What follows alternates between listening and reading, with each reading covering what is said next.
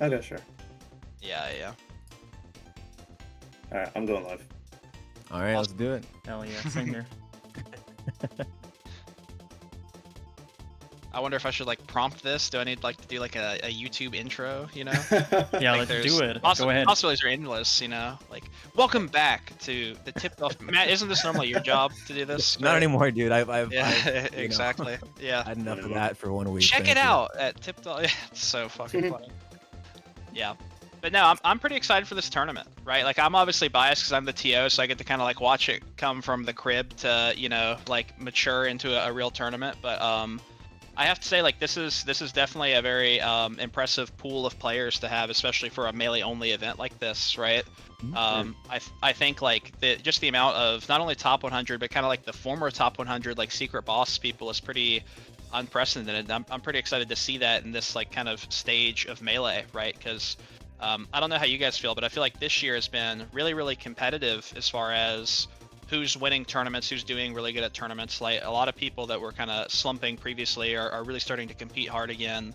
Because I think what was the stat we were talking about the other day, Mono, where it was like I think since Don't Park there was basically a different person had won every major until Cody won Full House, right? Yeah, I mean, I think even since like Tipped Off 15 last year, right? Like the precedent that was set for like the year and a half previous of like who was gonna win or even perform really well at majors was just it's thrown out the window, right? Like Yeah. For like a year and a half, it was just Cody and Zane winning pretty much everything, and then it was Mango and Zane and Moki and Jmook and Hungry Box, and you know Aklo getting second, Nicki Aklo getting grands, yeah. with it, yeah, Third, third twice. Like it just Yeah. like 3 times. every 3 times. precedent was just Yeah. ruined. It's right? crazy, right? I mean, it's crazy. I think, you know, 2023 I think was a really cool year for Melee, but I think it did kind of have just the top level, like who was winning tournaments, some of that staleness, right? And there was a cool rivalry between Cody and Zane, but I think we really have like kind of a different perspective, at least on the spectator side, like Aklo and Nicki on the competitor side. Do you think it like kind of feels different, the vibe this year, maybe compared to a year ago? Well, yeah, actually, what I was gonna say is that it feels like right now people are trying like their asses off right now, and like I know people always wanted to win, but people are really like just going ham at it right now. Like, and even if you think about it, like back when Cody and Zayn were the year where they played the match, like nobody wanted it more than those guys that year. Also, like they were just playing more than anyone, and it kind of just feels like now everyone's doing that. So Yeah. Yeah, it's really interesting what to hear about that from you, because I don't really have the reference point, because I only really started going to more tournaments. You know, I went to Collision last year in March, but that was my first North American tournament in like 3 years. And then I only went to, you know, 2 more events in the later half of 2024. So I don't really have a reference to like how it used to be before these strange times started happening. I'm just here for it. I just think it's fun, and I feel like people are trying really hard, and yeah, it's fun to see so many different people in top 8s and to have it be so unclear who's gonna win every tournament. For sure. Yeah, I mean it's not that you're obviously a part of it, right? Like that's obviously fun. Is you're now a you know, like one of the dark horses in the race, right, at every tournament. I think that's a really cool thing to have happen, you know. Because obviously people doing really well, making top 8s is a really cool storyline, but people, you know, winning the tournament maybe that aren't the people expected to win the tournament is just such a cool factor, right? In Melee history. So yeah, I don't know, like looking at the bracket here, right? I know that, you know, the brackets have been moving around a little bit. They'll be finalized at midnight tonight, but I think for the top seeds, it's pretty locked in. I think, you know, if we want to look at this round of top 128, this pool 1, which is the Cody Schwab section of the bracket, funny enough, as the first seed. Is there anything that stands out to y'all kind of as maybe potential upsets or just interesting matches that we may see in this quarter of the bracket? I just think that the matches we're getting before top 32 are so crazy. For sure. Obviously, I first have to call out in Winners Round 1, the second match here that we're seeing is Lucky versus Riggs. Yeah. Riggs probably would have preferred to not have to play against the Fox, because I feel like the Fox did was one of the matchups that he hasn't really excelled at yet in Europe. But I think he can do it. I feel like, just like Lucky, he's a very momentum-based player. And obviously he's going to this event thanks to the round that he won, so with the help of Nouns. So hopefully he'll be able to do well with us, and we can, you know, motivate him to do his best. But yeah, So there's so many crazy sets here. Salt versus Sunsei, that's gonna be such a banger set. Yeah, if Miles makes it there, right? Because also the streets have been saying that Jeichu versus Sunsei is upset potential, right? I don't think Sunsei is someone that traditionally prides himself versus the mid tiers or that area of the cast. So yeah, there's a theory out there that might be a Jeichu upset. Maybe Akla, you've played both of them, right? What are your thoughts on that opinion from the street? I think Sunsei's got the composure to just keep it together for that. But I will say, and like I'm definitely gonna sound like a complainer right now. I hate Pikachu, especially with Fox. Like, Yeah. little tangent, but like there was like a little while, just like less than a month ago, where like I think I had lost to Jeichu on. I think it was one of our brackets online or Yeah, something. maybe. Yeah. I think And I got really pissed off. I was like, nah, that's it. I'm picking up Sheik. It's over for them. So I was practicing Sheik like the week before Full House, which was also really bad. It's part of So the reason funny. I did really bad at Full House. But, John's, yeah. I remember I found Jeichu on rank 2 times, and I was going Sheik. My tag on Slippi was Foxy Grandson, and he could not take a game off my Sheik. And he even switched to Fox, and I just beat him with Sheik. Jesus. No, I That's pretty funny. I totally get the feeling, because we have a decent amount of good Pikachu players in Europe as well, and I will still play ranked as Fox sometimes, and you don't know how good it feels when I like barely win the first game and then they pick Final Destination. I intentionally don't ban it, and then I get to pick Ice Climbers, and after just like running into their rising up airs and getting back throw gimped, I just grab them. It feels so good. It's like I have so much respect for what they do. I've got so much respect. Pikachu is so hard to play, and you have to be just so fundamentally good at melee to play the character. But it's also so frustrating to just get hit in the ways that they hit you as joking Fox. when you say that, by the way? Jesus. No, I think that's funny, and yeah, I mean, I think it's like Jeichu. I mean, there's probably nobody else an up and coming Pikachu player wants to see in their bracket besides a Spacey, right? Like that is the dream matchup is the top level Spacey. So I'm very curious to see what happens there, especially because the winner of that is projected to play Salt, right? And I think Jeichu recently has been, apparently what the streets are telling me, has been doing really well against Salt in online tournaments. So. Yeah, I think Jeichu beat Salt, was it like less than a week ago, right? I think twice. Yeah, I think Jeichu double M Salt at some tournament. Yeah, which is pretty surprising. And if we're talking online sets, I mean, I think Jeichu on like Slippi ranked might have like one of the most played ever. For sure. Yeah. I mean, he's up there. I mean, that kid just grinds. He's just 19 years old playing Pikachu for 12 hours a day. I respect it. Yeah, of course. What's really funny, I just thought about this, Nicki, when you're talking about Lucky and Rix, is Rix gets into town on Tuesday, right? So he'll actually be the first one at the boot camp with just Lucky, right? So I imagine they're going to be playing Melee together because they'll be the only 2 people in the house, knowing that they have to play that weekend, which will be pretty humorous. Wait, when exactly is the Switch 2 coming out? Because I thought Lucky and especially Mango were just wanting to play Mario Kart. That comes out on Thursday, right? So Tuesday and Wednesday, they're grinding Melee, yeah.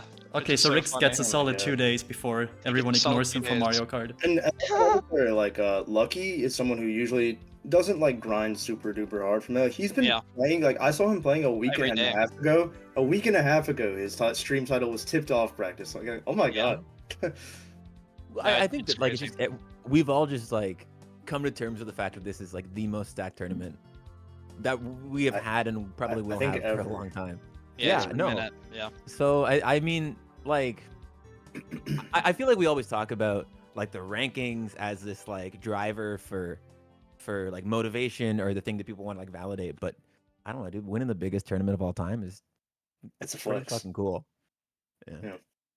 Yeah, definitely a flex, right? And like the thing is like. No one has an easy bracket path, which I think is really interesting, right? Like this bracket goes so deep. Like a lot of these top 128 winners round 1 sets are normally top 32 at most majors, right? Like a Panda versus Preeminent or something like that, or maybe a Nun versus Wally could easily be a top 32 set at some major out there. So it's crazy just how many people you have to beat or upset to really make it far in this tournament.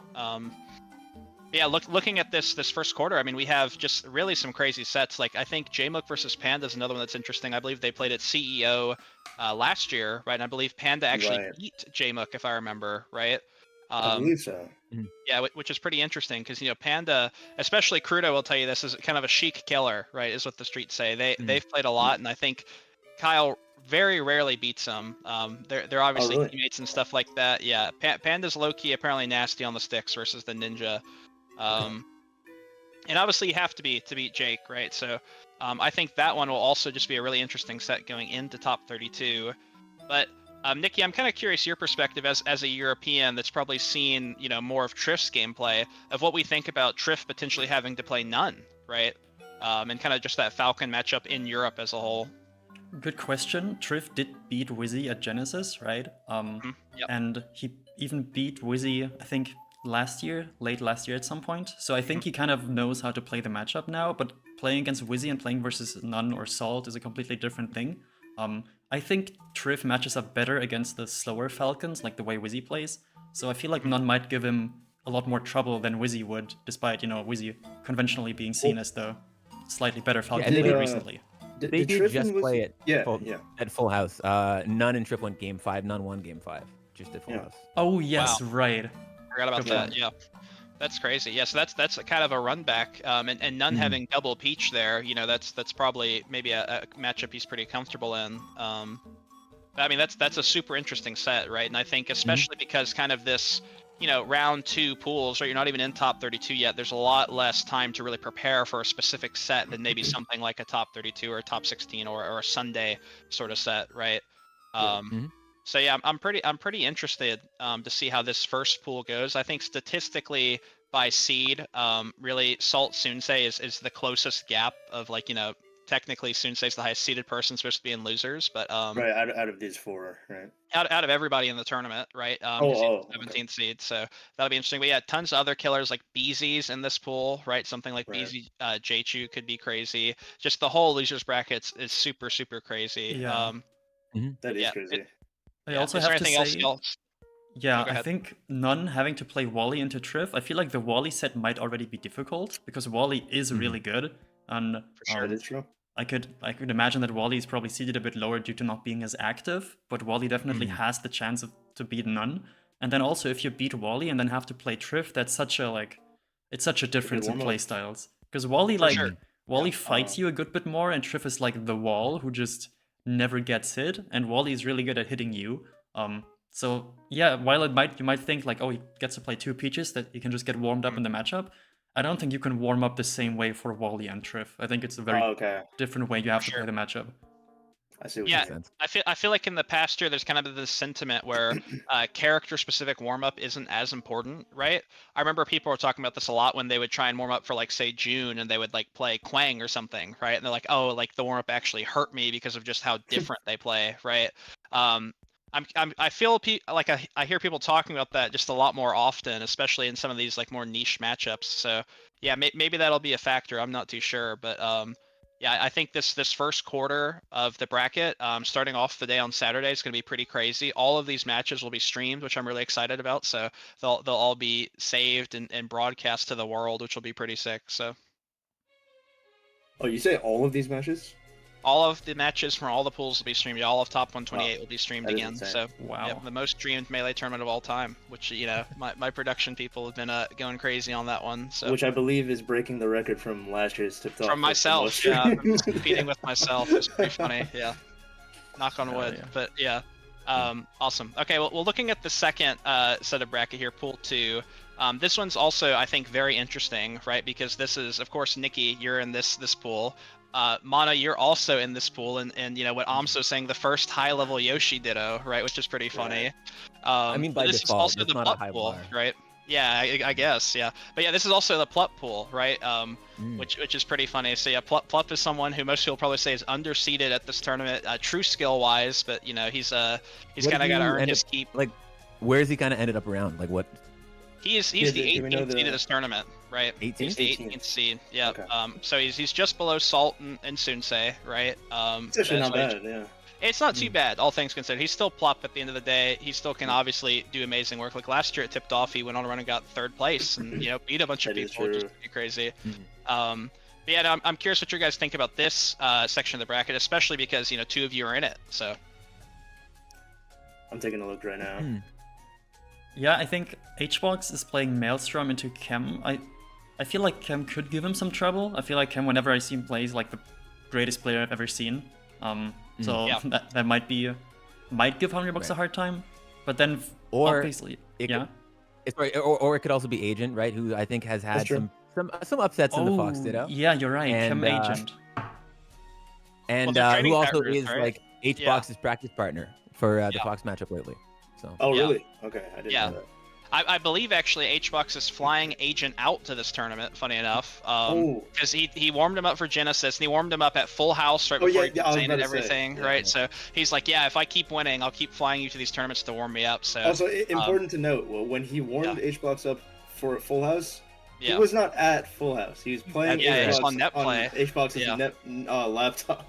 yeah, that's so funny. Yeah. Yeah. 'Cause I remember Agent was streaming that session. I was like, why is he warming up with you like to play Zane? Like that doesn't make any sense. But then he won, so I guess I don't know if there's Oh, method you- to his that is madness. true, But yeah, That- yeah. absolutely. It's so and then Um, the next piece of it is what? Is it Magi and Max against the winner of Plup 404 Cray? correct. Yep, Yeah. projected. Yep. So I would definitely give the Magi Max to Magi, Hmm. and the Plup the Plup for Credit Plup, but Didn't those two no, play I am Announce Bowl? about the winner because No. Plup and the real thing played it now. The real thing, yeah. Right, right. That was Yeah, the that's what it foul. was. Yep. well, I don't know. Do we know, like, is Plup grinding right now, or is he just like showing? He's been streaming Melee, right? He's been streaming Mhm. Melee, which Okay. is something to be said, right? But it's really hard to know. Like he's maybe the biggest question mark in the bracket, right? Because like last year I think we seeded him like 9th or something, and he got 3rd. I think at Nouns Bowl we seeded him like 8th or 9th. He got like 25th, and played Yeah. Jigglypuff. Like it's just really difficult to get a read on that guy. He's like the Sphinx. We're gonna only know when he walks in the venue. We could tell by It's the true. way he's walking. It's true. I also- Something like that. Do think that having like the Invitational stuff, like the spots going to Japan on the line, Yeah. can motivate people. Even That if is they're true. like a little bit lukewarm on Melee at the Yeah. moment. Even if the biggest tournament isn't like a big draw for you, there's still a nice vacation. Yeah. I mean, he doesn't want to go to Tokyo, right? Who doesn't For want to real. go? I'm so glad I don't have to worry about that anymore. There's just so Yeah. much Making stress and already- pressure off of me. I'm so happy. It's really funny that you and Josh got it because you of course were ranked 9 and 10 respectively, Yeah, to right? be honest, but now it's I'm- all 10 of the top 10. Yeah. When you and Josh got it announced, well, I was actually glad. Like I think you guys really deserved those spots. Like Yeah. just Yeah. based on like earning it through play. Yeah, thank you. Yeah. I mean, both of you have been doing incredibly at the Yeah. tournaments you've been to in the past Yeah. 6 months.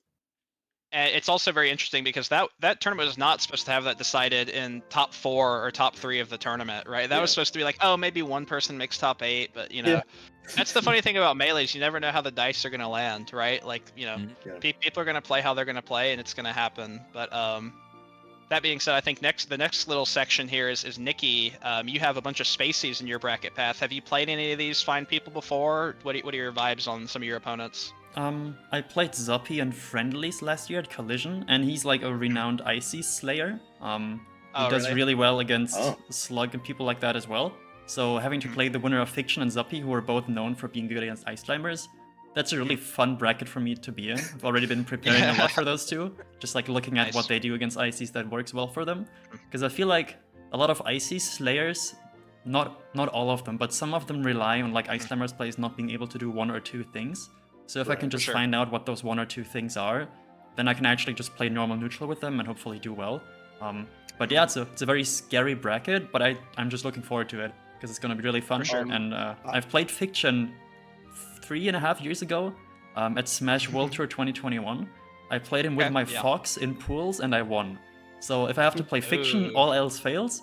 Maybe I just All have else to pull fails. out my Rusty Fox Miss 4 ledge Yeah, I was dashes and gonna lose. say, how's the Fox looking these days? Yeah, you warming it up or? Yeah, nah, I mean, maybe that against burner. like a secondary Peach, but against a top level Spacey, Yeah. I don't think it's gonna So gonna do much. that's what I was gonna say. He did bring up the peach at Pataka against Mom. Yeah, against Mom, Yeah. and I believe he 3-0'd her too. I Yeah. think that's right. Yeah. Yeah. I'm You preparing might for have all to- 3 of his characters. I actually I have a a spreadsheet feeling for that all he of them. will go Peach against All you. 3 I of the think he characters? will. Wow, that's crazy. We're definitely doing a But- double blind pick in the beginning. Oh, Yeah, that's you so should. funny. Yeah. Yeah, you yeah. should. That's so funny. Yeah, I'm excited to see that one just because, yeah, Fiction, you never really know, who he's going to play. You don't know if he's going to DQ before he even makes it that far into bracket. See, if I'm Fiction right now, I'm practicing my Peach versus Fox. I'm just That's so kidding. funny. Yeah. no, that one will be a lot of fun. Mhm. And then yeah, so then I think Mono, you're up next, right? You have to play the Yoshi Ditto, right? Like, what's the Right. vibes on the Yoshi Ditto? I know nothing about the Yoshi Ditto. Does anyone know anything about the Yoshi Ditto? I mean, like, I think it's all relative, right? Like, I can say I've played against other Yoshi players. I'm good friends with like Egg Money. Like Jarvis and Mhm. I play a lot, and I know that like aMSa used to play Nez a bunch back in the day, but you know who the fuck knows, man? It's so far removed from like aMSa and Mhm. like I don't have a ton of like look, he's aMSa. I'll try my Yeah, best. yeah. But who Yeah, knows? it's Like pretty fun. AMSA, Who like knows? he might not have the experience in that, you know. So Yeah. Yeah, absolutely. And then the winner of both of y'all plays the winner of Ben and Zanya projected, Right. right? Ben And you and said Yeah. Zanya was a little bit of a Yoshi killer, right, Mono? So I've played Zanya a fair bit. I think Zanya Mhm. is a very uh, underrated player, really fundamentally solid. Also, kind of understands the Yoshi matchup well. I think that Sure. if Zanya can make her way past Ben, which is a lot to ask, of course, Ben's a yeah. great player in his own right, could be pretty scary for aMSa, like deceptively so, because she gives me the business and really seems to get the character's strengths and weaknesses and where to apply pressure and where to hold. You know. For sure. Yeah. Well, I'm hoping for the best for you because I believe you're projected to play them in losers, which is will Awesome. be interesting. Oh my So god. yeah, yeah, that'll be funny. But yeah, no, definitely gonna be some fun ones. Like if this goes to seed, I mean, Fiction Agent I think will be a banger set to make Oh yeah, yeah. Sunday. Kim and Zuppy is another one that I think could be a lot of fun. So yeah, this is a really interesting corner of the bracket. I think with a lot of really unexpected characters, and I think just also some unexpected people. I'm very curious to see how Plup does, right? If Plup makes it to play Juan on Sunday or not. So, yeah, I'm pretty I'm not gonna excited for lie. it. I think my call is that Plup is gonna lock in and make top 8. Interesting. Okay, Yeah. when we look at top 32, I'm curious what you think his path is there. That is true. I didn't look at We'll his look full at it. path, Yeah. but yeah. Awesome.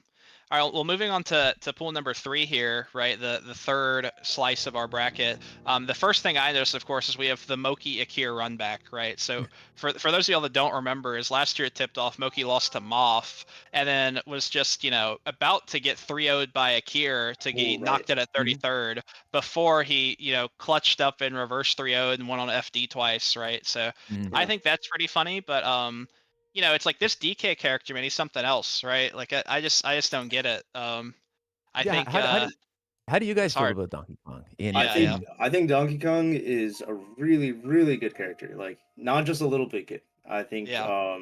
We're on the tier I list. think let me pull up some characters real quick. But I'd say he's around like Yoshi level.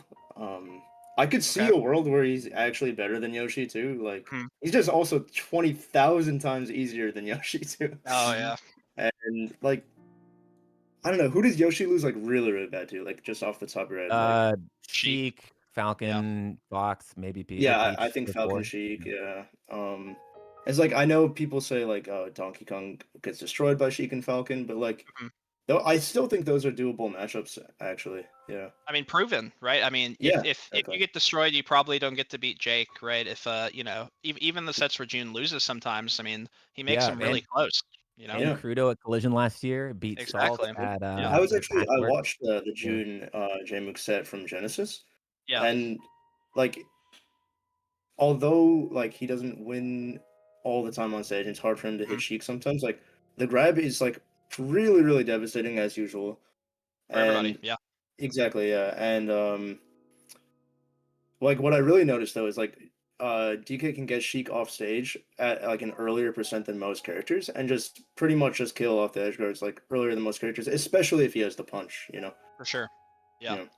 Yeah, and there's something to be said about DK in round 2 pools as well, right? Just that first round of top 128 Donkey Kong player standing in your way. That maybe makes it a little bit more tricky, but yeah, I think right after this we have the real thing versus Faust, right? Which I think is pretty exciting. Ooh. I think all Jigglypuff players rejoice having Falco in their bracket, right? Mhm. Generally, I think that's when they like, but the I real think thing generally, is yeah. kind of a slept-on player, right? I think John did pretty good at Nouns Bowl. He of course beat Plup. He beat Plup's Fox and Jigglypuff. Funny enough in that Oh, set. was that what it He was? beat Yeah, he beat Yeah. Dreffen, who had beaten Sunsei earlier in that tournament. So he's kind of another like weird like dark horse player that we don't see too often here. So yeah, I'm not too sure if any of y'all have played him before, but yeah, I'm curious if you have any thoughts on that, or even potentially yeah, Moki having played against Falco in the round right after that. So I think I played Real Thing twice last year in 2024, and he was like he did have really good moments, but um I don't know, like against Moki, I would have to give that to Moki. for I'm sure. wondering how the Faust set will go for him though. I'm not sure how good he is against floaties. I've actually only seen him against like spaces. So Macy's, yeah. Well, You know, and Faust does generally have a pretty solid Falco matchup. I think he oh, beat does he? I've Magi only at seen Genesis Faust last versus year. like Fox and stuff like that. I haven't Yeah, seen him versus Falco. I think he beat Magi at Genesis last year. Oh wow, okay, that's pretty good. mhm. Yeah, normally the Falco Jigglypuff clips aren't the ones we see on the combo video, I think, sadly. Right. So those don't get the same sort of press that happen. But this next little quarter of the bracket's very interesting because we have Crudo versus Wizzy, right, projected, which despite both of those people living within minutes of each other's geographical location, have actually never played in tournament, funny enough, What? right? Wow. At least since Start GG's been a thing. So that is actually pretty exciting to see kind of that match happen for the first time, because of course, you know, they do play a decent bit, right? I think Kyle plays with everybody a decent bit.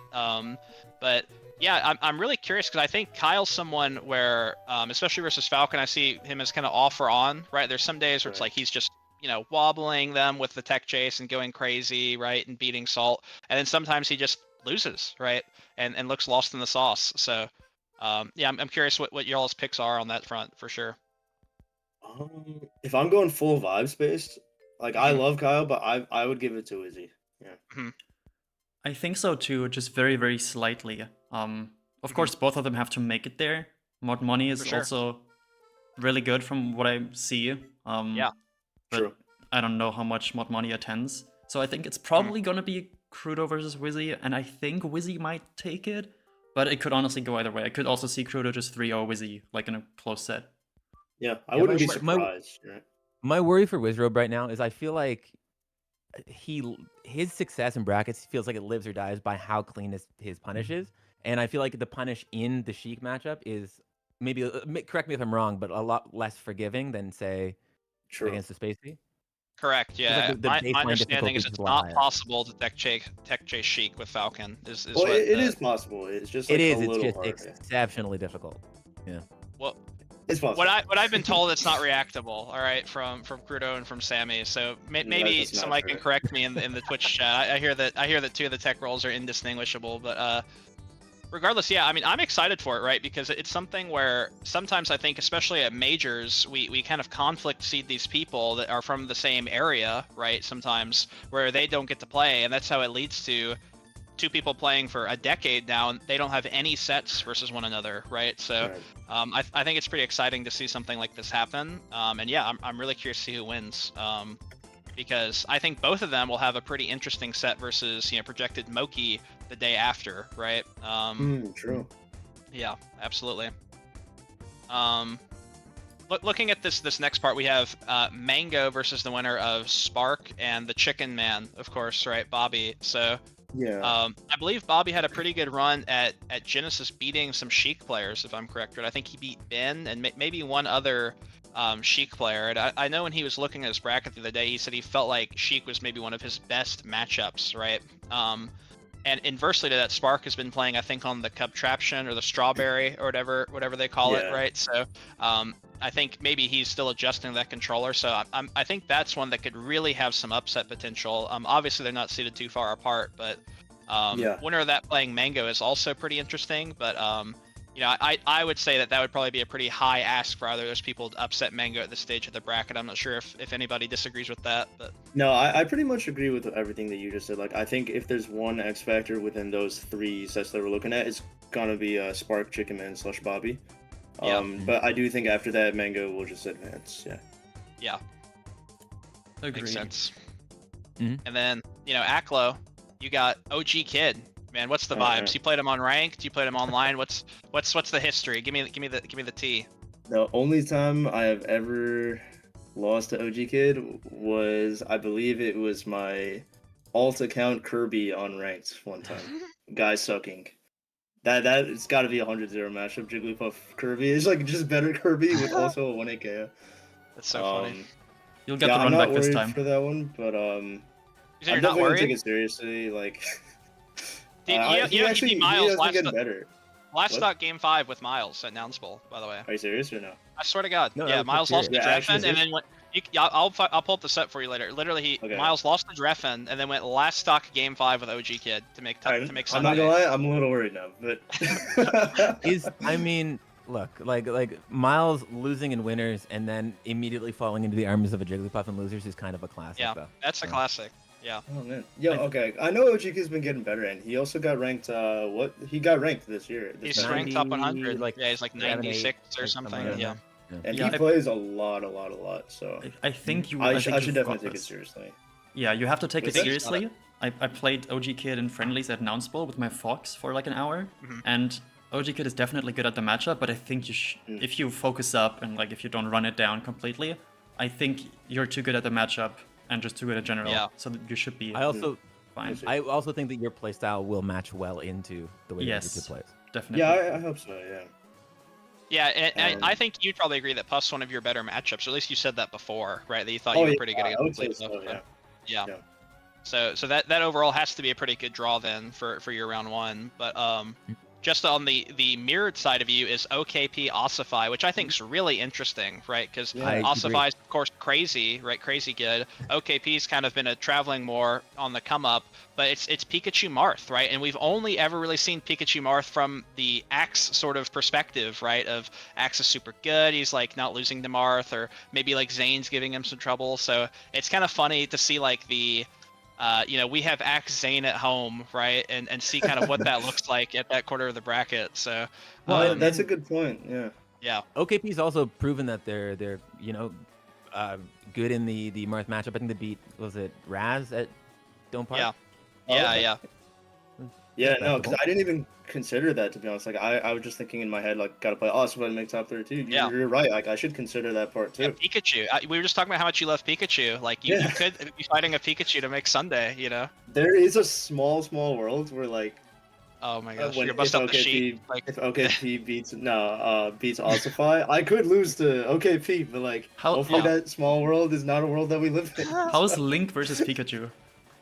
It's really bad really? because Pikachu's like generally really hard for Link to hit, Yeah. and then even when you do end up hitting Pikachu, it's really hard to get strong attacks like strong down or a strong up air. So you can never kill Pikachu, and then Pikachu is like one of the few characters in the game that can easily edgeguard Link. Yeah. And like his tail just literally goes through every one of Link's moves, which is usual for most characters, but it's just irritating. All right. Yeah. That's pretty funny. What I think's funny is the loser of OKB and Ossify is projected to have to play the loser of Crudo and Wizzy to make Sunday, right? Oh my god. So I think that's like a very, high tension point of the bracket, right? Where really I think any of those 4 people could probably beat any of the other 3 people. So that's a pretty crazy hard draw, and I'm curious to see how that amalgamation of sets plays out come the bracket day. And can we just Yeah. talk about just for a quick second, like top 32 is Sunday because like, and Correct, people would yeah. be like, yeah, I hope I make Sunday. No, Sunday's not top 8. They're saying I hope Yeah. I make it to Sunday, and it's top 32. It's top Right, 32, yeah. Because who is the 33rd seed? Who is the best player seeded to not make? I believe it is Sunday. Lucky. Yeah, I believe Lucky and I think it was Agent are 32-33, if I You guys recall. both So. took a set off me last year. Yeah. Yeah, exactly. I mean, it's hard, man. It's hard. Like, I think that and the seeding team has done a good job when everybody feels like they have a really hard path to Sunday, right? And has a hard Yeah. path to do well at the tournament. Yeah, because nobody has a freebie, like, or anything even Nobody. resembling a freebie. Yeah, right? Yeah, nobody after we're has done looking to at this, I want to see who actually does have an easy path. Who has to the- top Yeah, 8. we'll see. Let's- But we'll maybe go few through. and Let's far go through. between. Yeah, Pool D, and then let's hit top Yeah, yeah. 32 Yeah. and see. Yeah. So looking at the last pool, Pool D, right? We start off with Zane Equilateral, which I think is pretty interesting, right? Equilateral, of course, famously beating Mango in late, Right, right. 2024, right? Huge And a upset, totally by the way. legitimate set, huge upset, great pop off. But then we have Dreffen versus KJH, right? And Dreffen's somebody pretty interesting because, we kind of, I think mentally we kind of like categorize Dreffen as like, old, maybe like was like super good at the game, but now doesn't play as much, but he still gets the W's, No, right? he's I see been him doing grind well ranked. recently. Yeah, I see him do really good in online Yeah. tournaments, and I yeah, mean, at Nouns Bowl he beat Sensei. Sensei, Oh, right? That was a true. crazy win, and not the one. I expect Dreffen to maybe beat the good Peach players or the good Marth players, maybe like a Yoshi, but yeah, winning against like one of the best Foxes in the world is really impressive as a 40-year-old father Sheik player, So I'm pretty curious, especially with this being KJH's first tournament back in Melee, right, after a big break, Right. how that set will play out, right? Because I think it's really kind of like this old school versus like new school clash in that set, which is pretty exciting. It's funny that you kind of calling KJH new school now too, Yeah. but like I I was just guess, thinking yeah. I that. mean, he's been playing for a long time, but I mean, he's Yeah. he's out here labbing, right? I don't That's think true, that's Dreffen true. has Uncle Punch on his computer, right? Yeah, I think and Dreffen's like- just playing the game. Well, I did like- play Dreffen's Dreffen also- on ranked, I think, or on ranked, whatever. I think it was like Yeah. a few weeks ago. If Yeah. I recall correctly, he was doing reaction tech chase forward, so it's like, Yeah, I mean, he's nasty. Like, I don't know. yeah, It's crazy. And I mean, what's funny is, like, the winner of that has to play Zane, right? Which, I think probably, sadly, is pretty low upset potential, but you really never know nowadays, right? You really never know. Zane's been dropping a few recently, so I think we can look at that set with some skepticism, but really, I don't think I've ever seen Dreffen or Kalindi versus Zane in recent history, so, Yeah, definitely I don't think really so. interesting. Yeah. The next little corner of the bracket here, we're projected to have Moth versus SDJ, right? And I'm curious your take on this, Nicki. SDJ versus Ice Climbers, right? I hear SDJ's pretty good at that matchup, but also just, Puff versus Ices in general. Like, what's your thought on that kind of arrangement and the odds there? I obviously lost to SDJ at Dawn Park in winners, so I've been analyzing them a lot just to figure out what they do differently from other climbers, from other Puffs. SDJ is really good at like resting Ice Climbers in spots where it should be free if you know about it. Like whenever you go for up B off stage, right? Sure, Popo has very good drift once he reaches the apex of his up B, but a character that also has pretty good aerial drift is Jigglypuff. Yeah, So you could just good kind of enough, like yeah. ignore Nana, like follow along Popo and just rest him. So that kind of stuff like will just lose you 1 or 2 stocks, and that's just enough to lose a full game in this matchup because a full stock means so much here. Moth, I think, plays the matchup in a way that is different from how I play it. So I think style-wise, Moth might have a slightly easier time than I did back then. And with the information that we figured out about SDJ now, I think Moth has a good chance, but I still would say that SDJ is definitely the favorite if they end up playing against Moth. Could you So- expand a little bit on? I'm just very curious. Like, how do you feel that Moth approaches the matchup differently than you? Just broad strokes. I play, or at least I used to play, because the last time I played a good Puff was more than half a year ago. I play very, like, in a style where I turn my back a lot, just to make it hard for Puff to ever go in with, like, auto-cancel Nair stuff. Because you can't really... If Nana gets hit by a Nair, then she can just get arrested from Puff. And it's really difficult to deal with that, so I turn my back a lot. But Moth plays a lot more front-facing, and is more willing to just, like, wave dash towards Puff, wave dash under Puff. I mostly just hold my space and play around center stage. Moth is more willing to like fight on and around the platforms. So that's a style difference that, yeah, might make a difference here. Yeah, and you were mentioning that, Moth with the SDJ notes, is the ICs community more like collaborative? Like, have you shared your findings or analysis with that set with the other ICs and, something that could potentially be used in this instance to have a better shot versus the Jigglypuff? If people ask, then I usually share it. So maybe if Moth hits me up, then we can talk about it. If Moth's watching, yeah, DM but yeah, Nicki right Nicki's now. line. If Moth Yeah. if I see Moth at the venue, I'll definitely go talk to her and be like, yo, you want to talk about how to Sure. play against SDJ? Like, do you want to share Oh, ideas? okay, But it's Yeah. not like we, like, are in a Discord call every day. Like, we don't really talk, but at tournaments, we say hi, and then I'll bring this Sure, up yeah. just to see if I can help.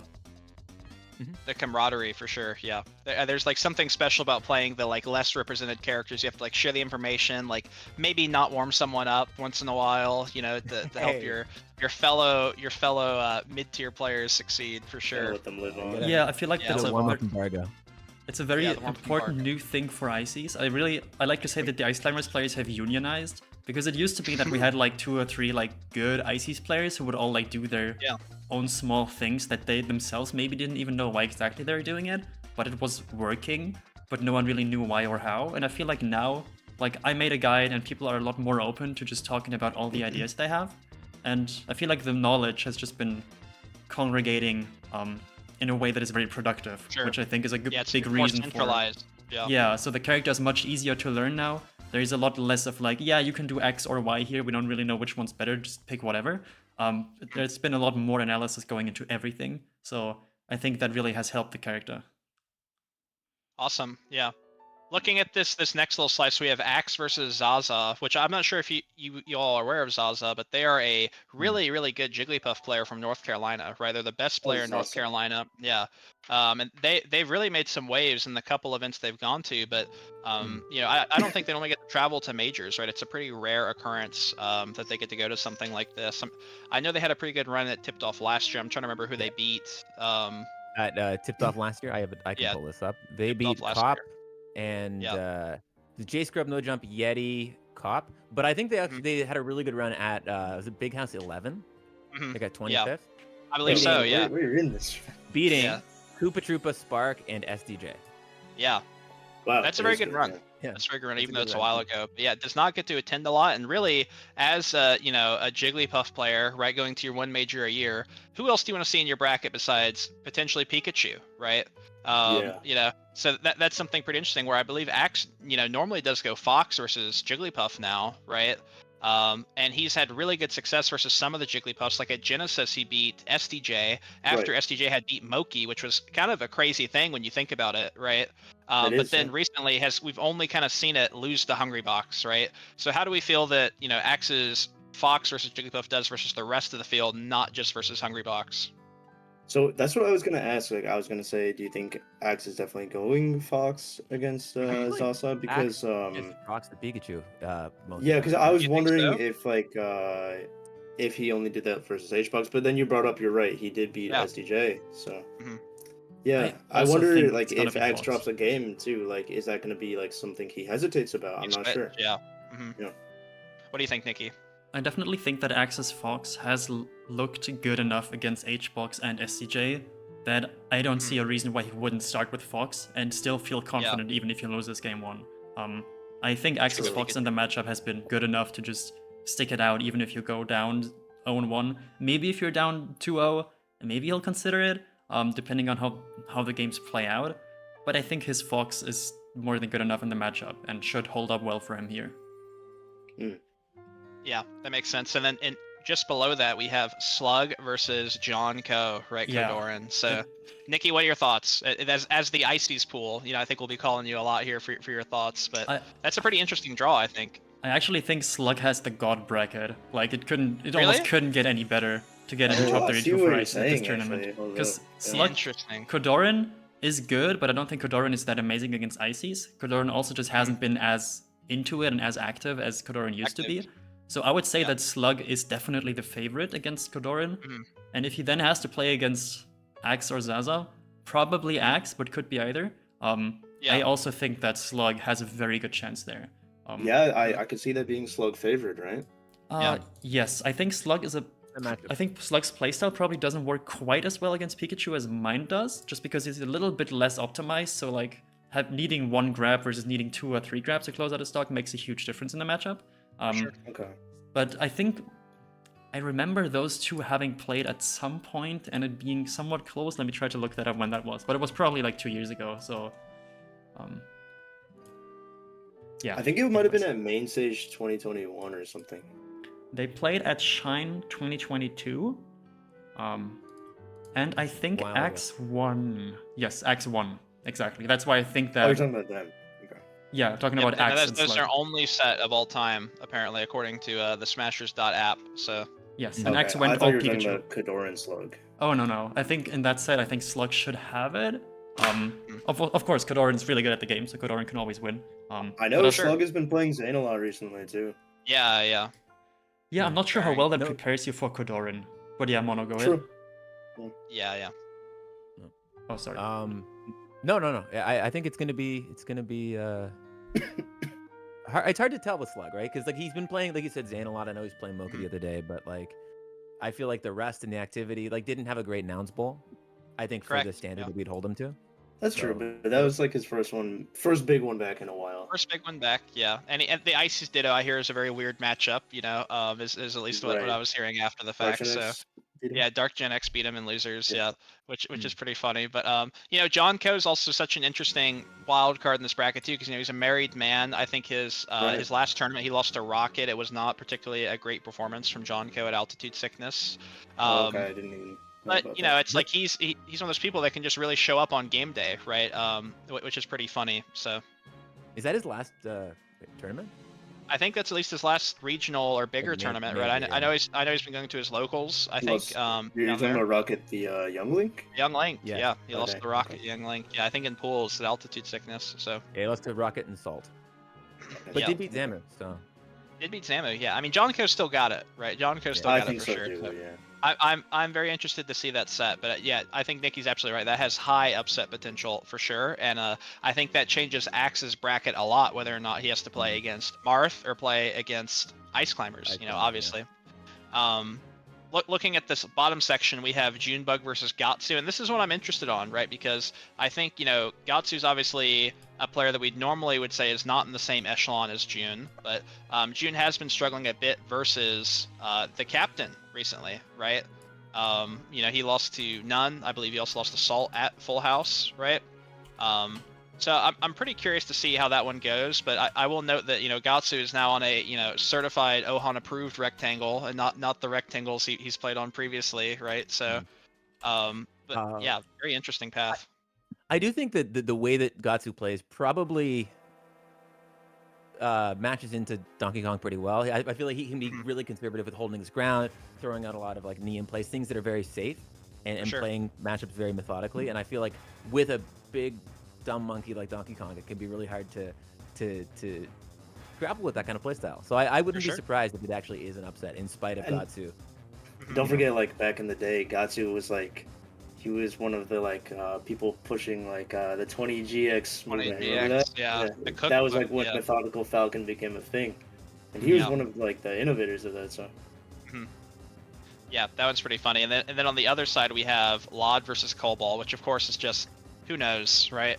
I'm a Cobalt believer in my heart of hearts, right? Until the day I die. That man is a mythical unicorn, but I have no idea how to call Lod versus Cobalt. Like literally none.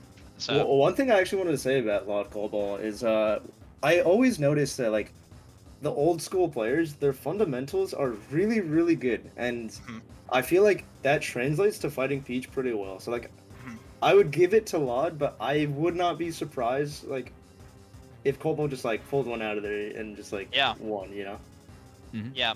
And then the winner of that playing June, I think, is also interesting. I don't know if June and Lod have ever played. Someone correct me. June famously beat Triff at Egg Dog, which I think was kind of defining because I think a lot of people thought Peach would just destroy Donkey Kong, right? And was maybe so insane. Peach does just destroy Donkey Kong, right? Who knows? But that was maybe, in my opinion, the biggest upset of last year on the vibes, right? Really? You think so? I would have never bet that would happen in a million years, right? That Triff was going to lose to June. But yeah, I'm curious to see how Lod does in that matchup, or even potentially Cobalt. Cobalt and June did play a set at a regional in Georgia, I believe in April of last year, and I think Cobalt lost game 10. It was a very, very close set of the tournament. So yeah, very, very, very interesting. And then looking at losers here, the loser of Drefn and KJH has to play the loser of, I believe it is some combination of Slug, Kodoran, or even Slug, Axe Kodoran, to make top yeah. 2. Yeah. Which is pretty crazy. Once again, that's another really difficult spot where, somebody like KJH, Kodoran, Slug, or Axe not making Sunday at a tournament, like not making top 32 is crazy, right? They're normally the shoe-ins, we feel like, in these sort of things. But yeah, I think that just speaks to how crazy this corner of the bracket is, especially, right? Bloodbath, if you will. Yeah, definitely a bloodbath. So Yeah, maybe let's take a look at top 32 after this now and see what we got going on here. Yeah, it feels like that And in also- particular had a bunch of guys who are really good, but maybe not as active.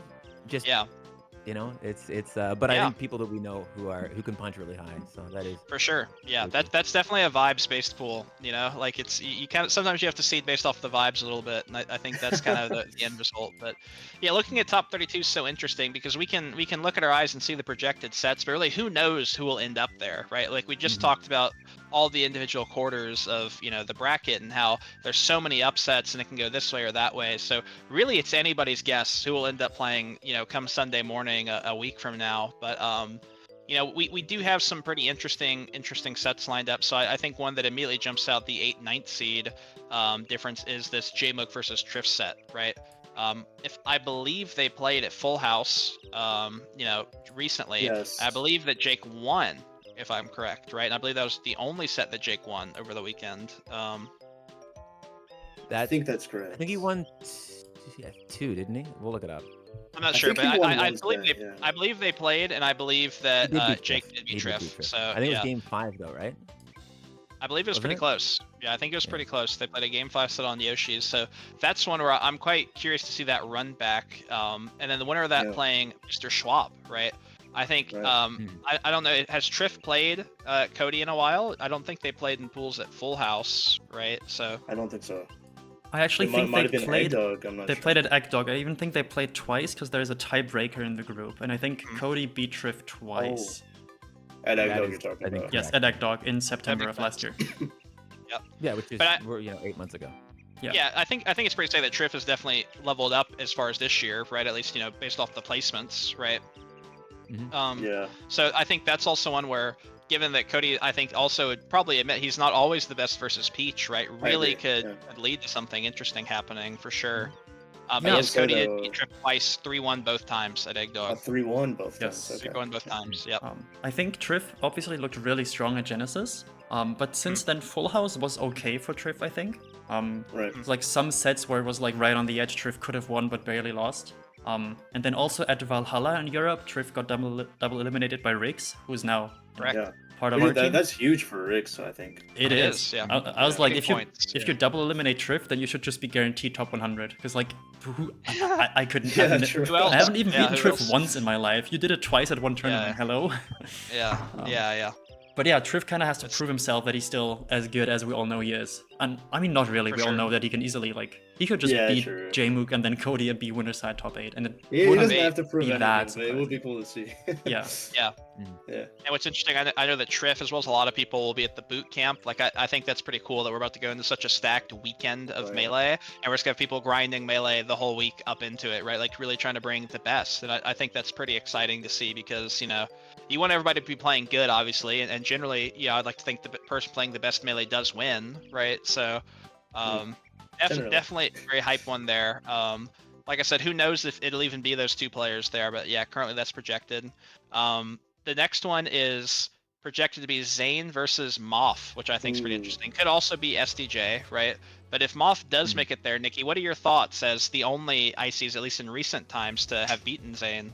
I think Moth and Zane have had some game 5 sets already. I don't think Moth has been able to pull through just quite until the end. I think their last set might have been a 3-1, I'm not quite sure. It was a 3-1 at Nouns Invitational, and then before that it was a 3-2 at Riptide. Yes, okay, so I roughly had it right in my head, that's good. I think Zane's style matches up better against Moth's style than it does against mine, just because, like I said, Moth is a little bit more scrappy than I am. And Zane has placed the matchup very, very slowly, so he wants people to try to overextend against him. That's pretty much how he gets all his openings.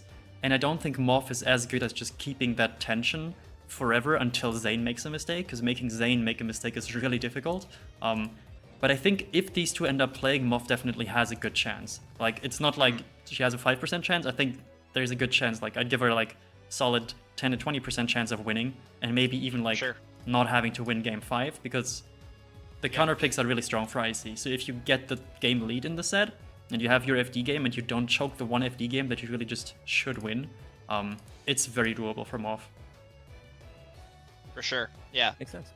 I think that's pretty interesting, and I think inversely, SDJ is obviously someone, if SDJ makes it in that spot, also a very good player, has beaten almost all the top players, and that's definitely a very interesting set. I'm not sure of their history with Zane specifically. They are 3-0. Oh, that one of those is online. So it was a 3-0 at Don't Park and a 3-0 at Genesis 10. Okay, yeah, Zane is someone who prides himself, I think, normally on the Jigglypuff matchup, right? At least until past couple weeks. So that one will be interesting to see. But yeah, I think both of those are probably, it's think we'd say pretty strongly Zane favored opponents starting off Sunday, but definitely upset potential for sure. The next one that I think is very interesting is the projected June versus axe, right? I believe June 3-0'd axe at SmashCon last year, and a matchup that I personally think is horrendous. But who am I to speak? But Big Monkey definitely be doing something to Pikachu. But yeah, I feel like both June and Laud are potentially pretty difficult draws for axe there. So despite axe having the projected versus Zane, which is maybe arguably his best opponent of winners quarters, his path to make it there is pretty difficult. Yeah, so, he also might have to play Slug before even making it Maybe. here, so it's a really difficult path for Axe here. Yeah. Wait, sorry. So there's a chance that Zane gets double ices. Is that? There is a chance I Zane guess gets it's double small IPs. chance, Yeah, there is a Well, chance to be honest, like Zane's path here looks pretty hard in general. Like he gets Moth, who he has close sets with. He's projected to play the winner of Axe and June, who we both beat him last time. Yeah. Exactly. Yeah. And if not, then another ICs. But Yeah, not no easy. spacies to be found in that quarter of the bracket. Yeah, Literally and- 0 spacies. So And like, sure, it's not easy, but I guess this is also where we're starting to reach top 8 area. Sure. So yeah. yeah. I No, mean, very, of very the top interesting. 16 seeds, there's only what 4 spacies? Is that Is that it? true? No way. Sorry, 5. Cody, Cody, Magi, Moki, Magi. Mango, Aklo. of the that's top it. 16 seeds, you're correct. Yeah, Dang, what the heck? you're correct. We gotta bump those numbers up, guys. We gotta Yeah, do it for the home team, But yeah, what's funny? I think that's a very interesting part of the bracket. A lot of mid tiers, especially I think a lot of hard opponents for Zane. So I think really, regardless of who makes it far enough to play Zane, assuming he makes it to that winner's top 8 qualifier, it'll be a pretty interesting, tricky quarter of the bracket for him. All right, let's see here. Who's next? We have. Very interesting. We have the H-Box section of this bracket, right? And we have H-Box versus the winner of Magi and Plop, right? Which will be pretty interesting. So once again, I have no idea. We said we thought that one had high upset potential for Plop, but who knows? Is Plop going to show up and beat Hungry Box, right? Is he going to show up and ditto him? Like, is Magi going to play H-Box? I have no idea on the vibes here. That really is like a wild card, huh? It's almost seemingly random, funny enough. So I guess the one thing to note here is, of course, Hungrybox did drop a set versus Falco recently, right? Which at least has to be some hope for the Falco players out there, right? But there's that possibility going into this tournament. But yeah, I don't know. I think those are two people. I know Juan is not happy about having to play Plop. He's not overly enthusiastic about that one. Is that true? Yeah, that's what he was mentioning. But he said at the end of the day he just has to beat whoever he's playing, which I think is a good mentality. That's a good way to look at it. But yeah, playing Plup in that round, I'd say, is something most people will probably be unhappy about. So Yeah, you I think gotta play him sometimes. Somebody's gotta play him, Yeah, Yeah. exactly. H-Box definitely would be happier, I think, to play Magi here. for sure. So I think if the bracket plays out as it's projected right here, as I'm seeing it now, I think H-Box would be pretty happy. But yeah, having Plup there as the X factor, not knowing which Plup's gonna show up, that could change this entire path, or this entire part of the whole bracket. tournament. Yeah, the whole Low-key, tournament though, can change. H-Box got a pretty good bracket path to top 8, in my opinion. Like, Yes, he one of the best either ones. has to play Magi, he's heavily favored against. Plup, who we don't. If Plup isn't super knows, locked in, yeah. that's definitely H-Box Coin favorite. flip, yeah. And the winner of Nicki and aMSa, which are pretty good matchups for Puff.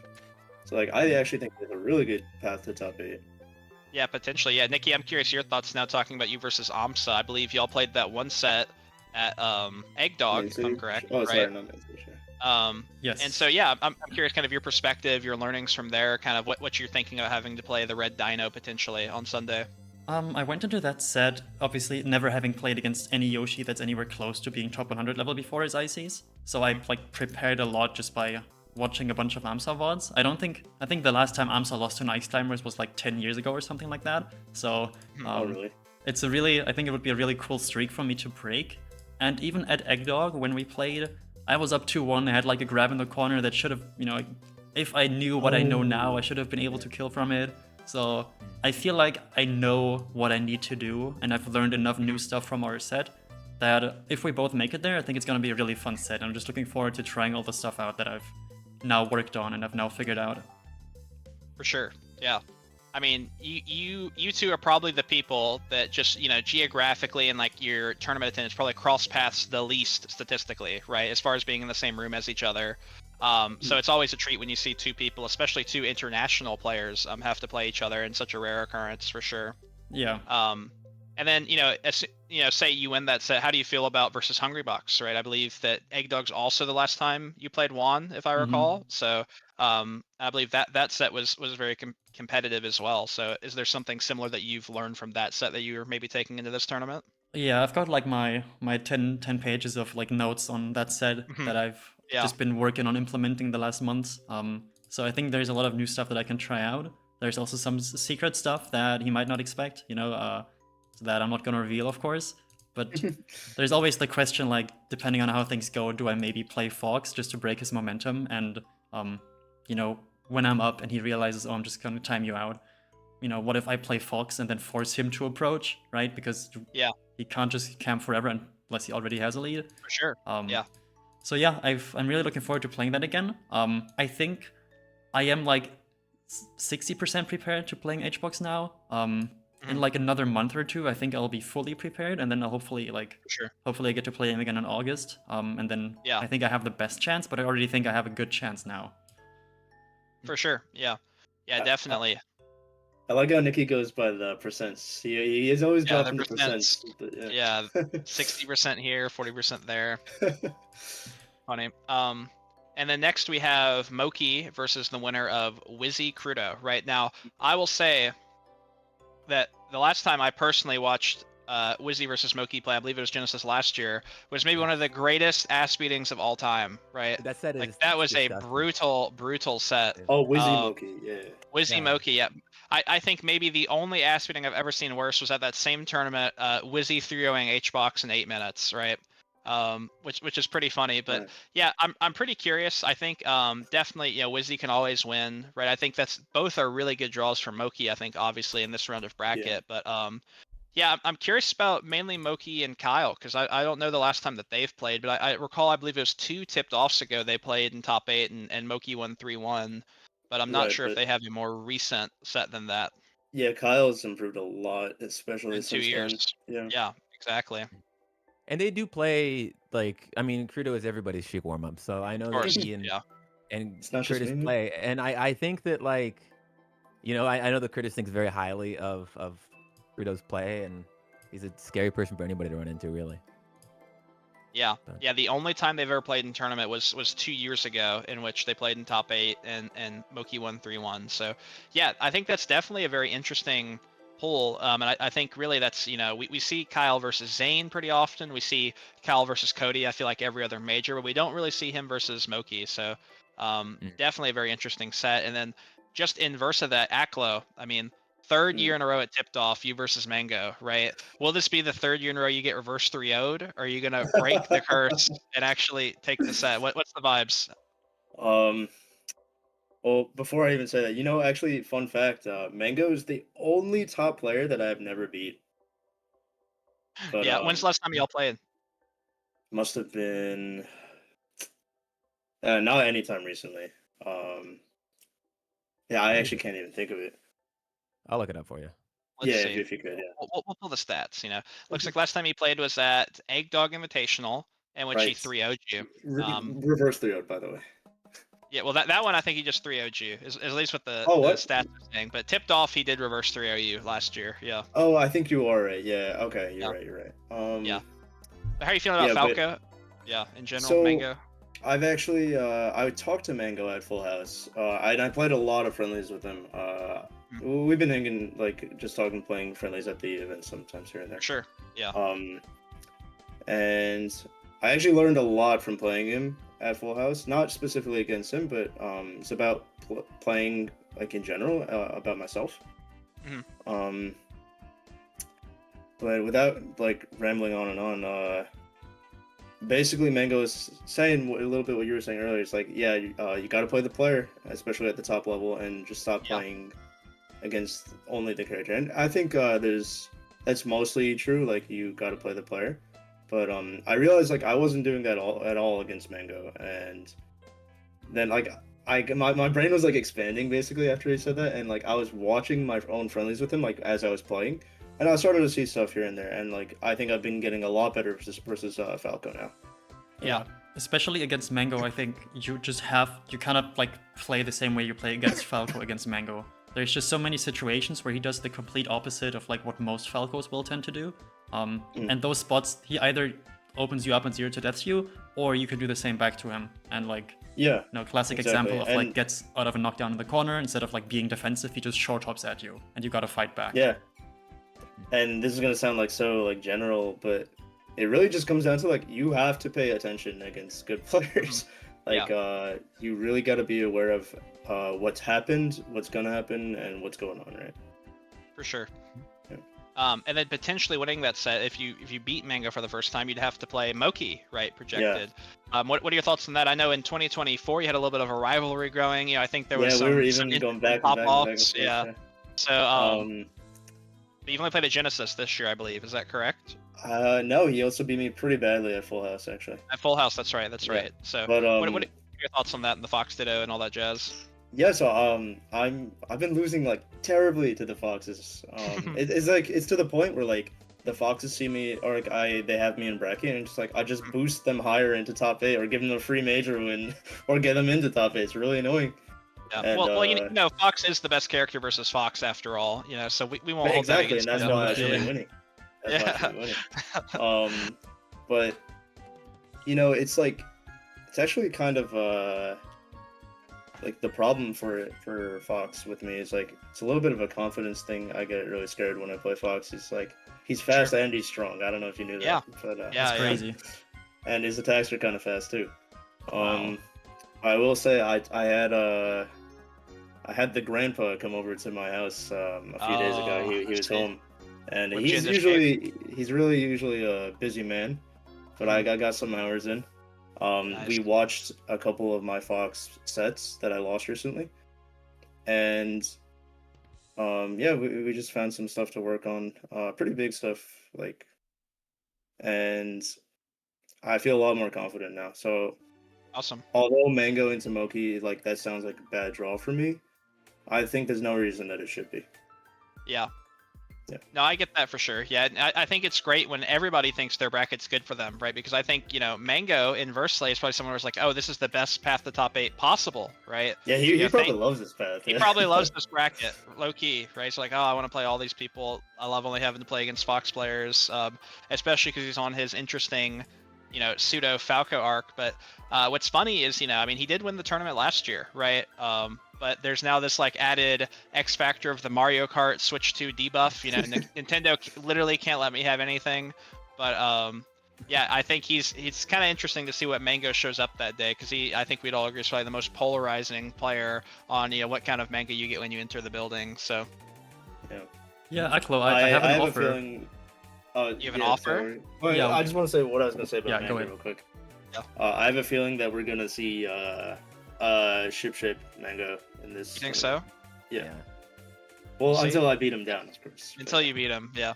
Yeah. Nikki, what's your offer? What you got? Aklo, what if we just swapped seeds? How does that sound? Swap seeds? Swap seeds. Oh, wait, what is You this? play aMSa, I Give play you Mango. Yoshi and the buff. Yeah. Yeah, you get. I don't know. I feel like you I'm don't have to play a Fox. Fox. That's not bad, actually. Yeah. I don't know. Maybe we can find a TO and maybe bribe them just a little Yo, bit. I might Not be sure if down. there's But then someone we could then ask. we play, but then we play in round 1 top 8 though. I mean, then one of us is Yeah, winners yeah, finals. no, I'll take that. Yeah, one of us is winners finals. Yeah. I'm okay with that. Funny. Jesus. Yeah. No, Right. that definitely a bunch of really hype sets in that round. I don't really know if it's really worth it to even talk about the losers sets, It never because is, man. who knows, right? Especially here. Like, Who It's not knows? gonna be that.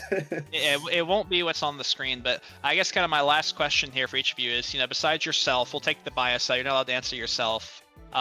Who do you think has a really good shot? Who do you think is going to win the tournament, right? And we're not allowed to say ourselves. Not allowed to say yourself. That's, you know, Okay. we'll take that off the table. Just I don't want to Man. make anybody take an attempt on their pride. So Alright, then I'll say Aklo. Aklo says Nicki, and then we've got that covered. yeah, exactly. Yeah, No, exactly. I personally think it almost kind of has to be Cody. Not saying it has to be. Of course, Cody could also just, anyone could lose before top 32 or early in top 32. But I think Cody's path looks really solid. Having to play Zayn before winners finals, of course, is a bit tough for him. But I don't think he minds that too much. You could say that's tough for Cody, but if you look at it the other way around, it's like if he beats Zayn before winners finals, that almost secures him being in grand finals. Like in a way, Oh. like it makes it even harder for Zayn to come back to grand finals. Is what I'm trying sure. to say. Yes. Yeah, Definitely. You're likely to only have to play him once if you beat him in winner semis exactly. compared to later in the bracket. So. Yeah, but Hungrybox, of course, also has, like we said, a really good path. Everything plays out as seeded here. If you can avoid Plup just going on a rampage. So, yeah, I feel like Cody and HBox, the 1 and 2 seeds, they have really good chances. But I think anyone who we're seeing right here, especially in winners quarters, has a good shot at winning the event. For sure. Yeah. Aklo, what are your thoughts? Who do you think's going far? Well, Who do you it's think's funny that going Nicki faster? says that because for some reason I don't see the name Aklo in the winners quarters projected. Oh, that's tragic. Oh, I thought you were. But, Sorry, I yeah. meant that. Yeah. Yeah. No, I read Moki Mango and I thought it was Moki Aklo. My bad. Yeah, like I do agree that Cody has the best path projection wise. I do also kind of see Moki. I'm sorry, not Moki. Jmook making a good run, even through loser side potentially. If he beats Axe into Moki into Zayn, that is pretty good. Yeah, I feel like Jake's so tough to predict right now because it's sure. almost like Mango. You just don't know which don't game know. is showing up. I think he's showing up. I don't think anybody's gonna come here and not like. Well, sometimes play it's their not heart up to you, right? Sometimes Yeah, it's yeah. not up to you. Sometimes you show up and That's true. your best is only an 8 of your possible 10 or something like that. So That is true. That is true. very tricky.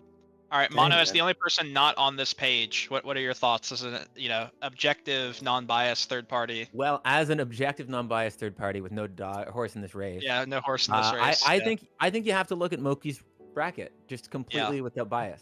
Because Right, Of course. like, Yeah. Crudo is he's the 3rd seed, and we have talked about Cody and HBox, but he has won his last 2 sets against Mango. Granted, one of those was a non-invitational set, but he you're did actually win right. a set at Collision. Yeah. He has beat Aklo for the last couple sets and Crudo for the last couple sets. So Yeah, and Hungrybox, granted, right? and Hungrybox, he won at Full House. Yep. So while I think they're all very scary for him, I think he is favored in all of those sets by the numbers. By a margin, yeah. So It's you're a very numbers guy, interesting. huh? Yeah, numbers guy. He's a numbers Well, guy. speaking of numbers, Moki is the highest seeded 20-year-old in the bracket. That's been a joke I've been telling around. What was that supposed to mean? He's the highest seeded person in their 20s, So in which their is pretty 20s. fun. Okay, Yeah, 20 something, right? yeah, 20 something. Yeah, so I think it's pretty funny, but yeah, it's like Moki is the 3rd seed, right? And I think just as easily as anybody else, he could have an excellent run. Wait, is he seated above Zayn? Oh, he is. Yeah. He is seeded above Zayn. Yep, Zayn is the 4th seed. I believe that's the first time that's ever happened. That Moki seeded over Zayn. It's pretty interesting. Wow. But Zayn washed. yeah, maybe. I guess we'll see, right? Zayn did lose to Big Monkey, so yeah, definitely very interesting. I'm very curious that configuration of the bracket. One more run I maybe would like to highlight potentially is aMSa's run, right? aMSa, of course, could play versus Hungrybox, and that traditionally has not been too bad for him, right? Right. He's definitely taken sets. He definitely has proven he can do it. And then there's definitely a potential for a aMSa versus Mango into aMSa versus Zayn winners finals path, right? If Zayn's able to beat Cody, right? If Zayn beats Cody, I think that potentially could open up the bracket a lot for aMSa in the winner side. And then even if Zayn loses to Cody, that potentially, similar to tipped off last year, could open up the loser side of the bracket for aMSa to go pretty far. I think potentially one of the things going for aMSa at this tournament is Plup not being super highly seeded, and not really unlikely that they will end up playing that far in bracket just based off the side of brackets they would be on. So yeah, it's pretty interesting. But... I mean, it's if we assume that Plup is playing super on fire and beats Magi and then has to play HBox, then of course aMSa, if aMSa beats me, would have to play the winner of HBox and Plup. Correct. So, they could play in winners. Yeah. Yes, that exactly. Could be, yeah.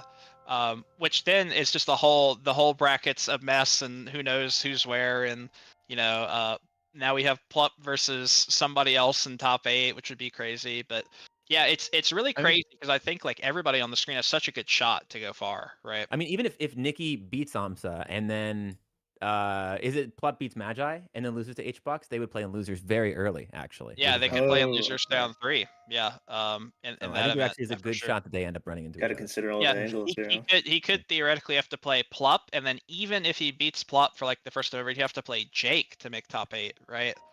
Which has not looked remotely close for the past Yeah, which has 6 not months. been great. So yeah, it's definitely very interesting. Like soon to be able to shot to talk about the Japan spots for a moment, which I think are pretty interesting, right? 2 of To them, right? clarify, 2 of them to the highest people not going, right? Which currently, once again, aMSa is the highest seeded person currently not going to Japan. He's the 5th seed of the tournament, right? Okay. So depending on how that goes, right? But currently, that is only 1 spot seeded to make top 8. Everybody else in top 8 is going, which means that theoretically we could have it decided in 9th place or via a 9th place tiebreaker, which would be pretty exciting to see. But other people to note, June is currently not going to the event and playing in it. Triff, of course, I know really wants to go. axe, even someone like we mentioned, Plup, Crudo, Magi, Salt, Moth. All very interesting people that could make it pretty far. But yeah, I mean, this tournament projected wise will probably have that settled in that 9th place spot, which I think will be pretty interesting because then we get to do the wonderful world of round robin tiebreakers potentially on the quad stream, which would be Guess pretty funny. So yeah, everyone's gonna be gunning for 9th in a way. everybody will be gunning for 9th or just getting through top 8, and you're probably good Yeah, to I go, think the right? move is to not even think about like. Oh, of course, that's easier said than done, but like, you Easier know said what I than mean? done. Yeah. Yeah. Well, what's Yeah, funny well, is, we say just make top 8 and then you don't have to worry about it, right? But that's also what we said Yeah. at Nouns Bowl, and then that's not what happened, right? True. Yeah. So yeah, definitely very interesting. Yeah, so if there is a tiebreaker before top 8, that gets played on the quad before top 8 Correct. starts. And if it's Correct. in top 8, when does that happen? If there is a tiebreaker set in top 8 for a spot for Japan, it will take place between losers finals and grand finals, basically. So it'll Now happen you got to do before that grand on mainstream, finals. Owen. Just That will be to on the amp up the mainstream. pressure. That will be on the mainstream if it's a top 8 tiebreaker for that spot, which I think will be pretty exciting. We normally don't play out 5th place or 7th place tiebreakers in Melee. And I think given the added weight and stakes of that, it'll definitely be pretty sick. Let alone being commentated by PP. Who doesn't want to have their set commentated by PP? So, all right. Anybody else you want to shout out, look over, anything you want to talk about with the event? Questions from chat? I mean, I heard there's gonna be a special announcement during top 8 that There people will should be. really I was look gonna out say for. something, yeah. That is true. Yeah, we'll have a special trailer. Maybe about some event we're doing later this year in a foreign country. Who knows? But yeah, that'll take place during the top 4 transition. So right when top 4 starts, before Winners Finals, so we'll get to Yeah. watch that. So. Something Isn't there also very a- special. A different is very special special. announcement going on too, like maybe less like shock value, but like there's a little bit of a different announcement too. I like to think that we keep the tournament exciting, right, for everybody involved. So, yeah, I would say it definitely, especially in the mainstream, there'll be some stuff you don't want to miss. So. Yeah, like from the sounds of it, these are some of the coolest announcements I've seen in Melee. I would hope so. Yeah, I think it might be some of my best work, but we'll see. I guess when we'll get there. And the announcement about the announcement. Yeah, the announcement about the announcement, of course. Yeah. But yeah, it'll be a lot of fun. Check it out. Saturday, Sunday, a week from now. 3 streams gonna be on twitch.tv/mango, twitch.tv/nouns_esports, twitch.tv/VG Bootcamp. All of we top got VG 128 is Bootcamp? gonna be streamed. Yep. All of Nice, top nice. 128 is going to be streamed, so I mean that is like 300 sets of Melee or something between singles and doubles to get to consume and watch and have the fly eye POV on your first, second, and third monitor. So I just really want enjoy it. to say also I love events where it's just Melee only. Yeah, Dude, Melee the vibe only- is the so only different. Melee only It's event. so different, yeah. We're the It's only great. one. It's crazy. Oh, and I guess Full Bloom this year did that. I'm pretty sure they still had Ultimate and the Forbidden game that we don't talk about, but it was mostly Right, Melee Monopoly, though. It was, yeah. Monopoly, Project Monopoly. Yeah. I'm a race car main, but Oh, dude, the thimble, dude. the thimble was pretty sick. Thimble. Yeah, I mean, for me as a TO, like being able to have a tournament that has, 600, 700, 800 people sign up for just Melee, I think is pretty cool for our game, right? I think that's definitely sick that we're able to still pull crowds like that just with CRTs and Melee and, Yeah. people wanting to go there in game. So, I'm pretty excited. I'm excited it's at the zoo, right? Who doesn't like Right. elephants and giraffes and stuff? So yeah, I was gonna make a tweet fun. like after it tipped off or something, or maybe even before. It's like it's a whole new meaning to the goat, man. the goat. Yeah, Yeah. it'll be a wild time for sure. Oh, dude, this is gonna be a I long did it. weekend if Yeah, we're starting it's now. gonna be a long Fuck me. weekend. Well, you know, Yeah. gotta get ready for game day. But okay. Well, hey, I think that was perfect. That was a great recap of the bracket. I thank you all for being here and talking about it. I'm super excited for This is tip fun. off. Yeah. It's a lot of fun. We should do this for more events in the future. I think I it's think fun so, to yeah. kind of talk And- about the paths. So Yeah. yeah. Okay. Yeah. All right. All right. Yeah, thanks for doing this with us. This is it. Great fun. Thank Of you. course. We'll do it again in the future, and hope you all have a good Yep. rest of the day. Yep. I'll see all of you in Atlanta in just a couple days. So Yes. Awesome. Looking Alright, forward to great. it. See you soon, guys. Bye. See you there. peace. Peace, guys. All right, let me just leave that call. Cool. Now I'm out of the call. Now let me see if I can... All right, here I am. Hello? That looks good. And this is still me. Cool. There was music running in the background. I'm not sure if you were even able to hear it. I just wanted to make sure that I'm not too, or it isn't too loud to drown anyone out. But now I'm here. I'm ready to respond to chat, and I'm gonna start playing some ranked in a second. Let me just change my Twitch title so that people know what I'm doing.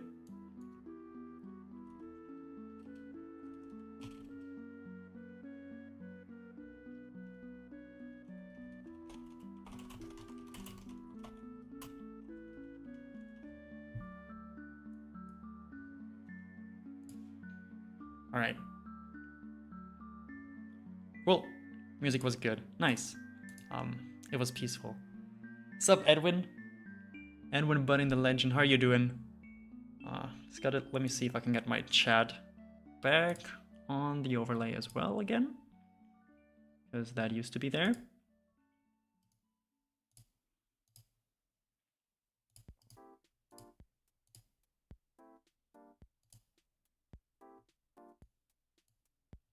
Yo. This looks like we're back in business. Nice. I'm good. How are you, Jojo? Yeah, I don't think I am still in Germany. I will not be in NA. I'll arrive in North America, in Atlanta on Thursday. So it'll still be a bit. Yeah. Cool. Yo, Mono, thanks so much for the raid. Hell yeah. Thank you so much, everyone. I'll be playing ranked in a second. I'll be back in like a minute just because I have to go to the restroom real quick. I'll give you I'll give you all a quick CPU battle to watch while you're waiting. And then we can start our ranked grind and see how far up the ladder we can get today.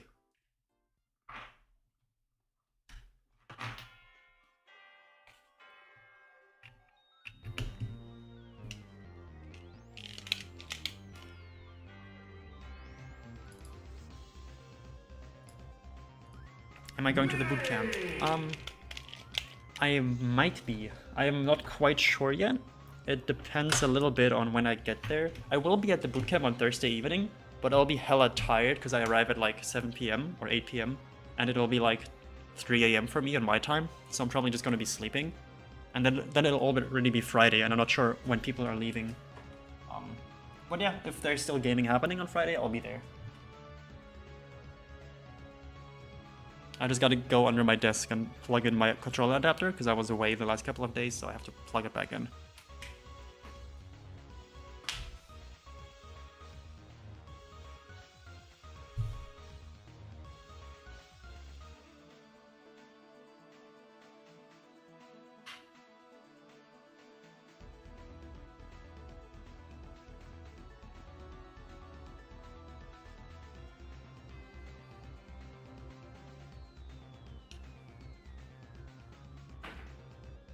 Alright, gamers. Here I am.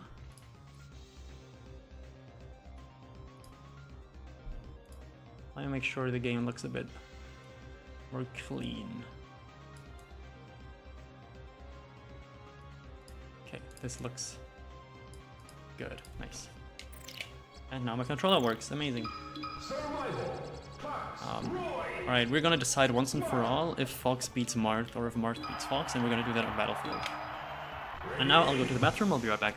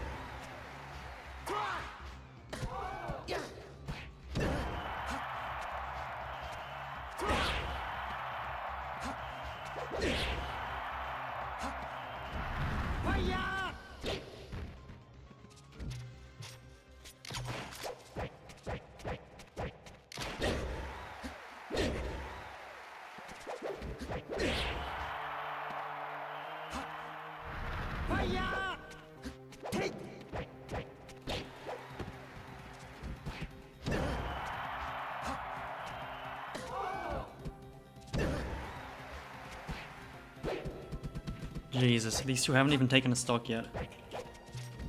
This Fox is just like me. He can't edgeguard Marth either.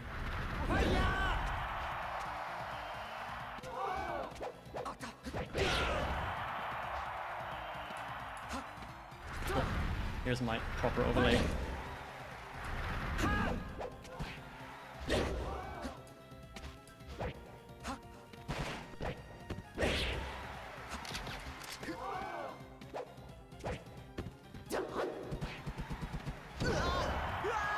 Yo, thanks so much for the raid, True4.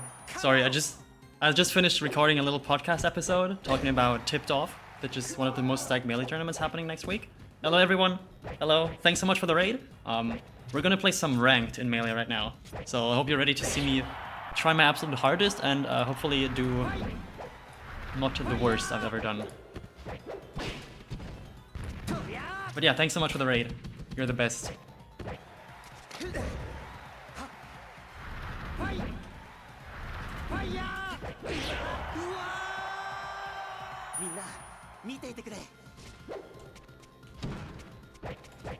Cool. Alright, I think... Alright, well, next stock decides who's winning. Who do you all have? Do you think Fox is winning this next stock, or is it gonna be Marth? Put in your bets now. Put in your bets now.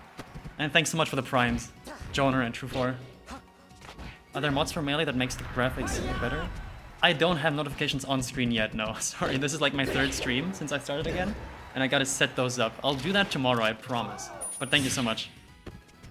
Yes, and there are skins for Melee that you can get. That can make the game just look higher resolution, or you can even like put anime skins on and like make everything look like proper anime. And that Nair doesn't quite kill. Okay, Fox has Marth at high percent, but we all know that that doesn't mean anything. Amazing Nair, Marth is offstage, and we get the win and the taunt. That's amazing. Yes, I also get the True4 YouTube shorts all the time. I love those. I try to like every single one of them, because they're just that good. Alright. Yes, there's a skin manager for Melee, so it's very easy to make the game look as you want it. That's also the next thing I'm gonna set up.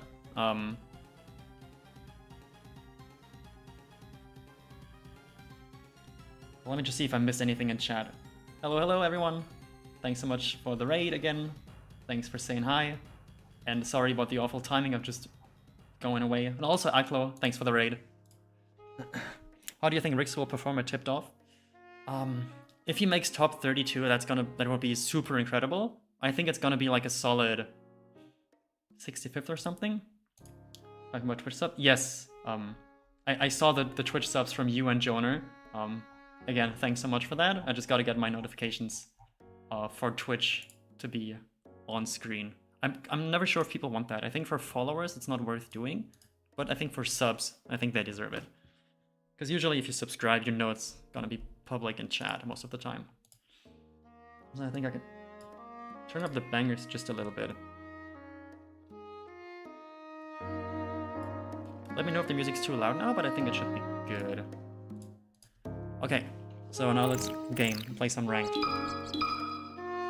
Alright, are we playing Fox or Ice Climbers? First person decides.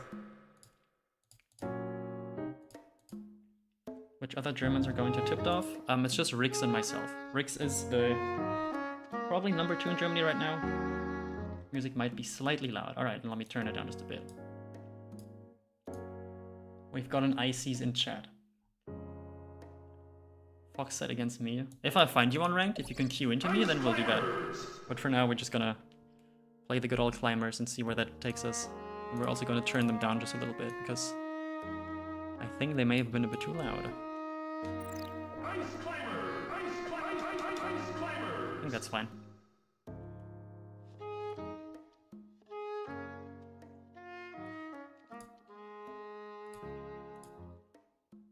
Rank dead. We'll see.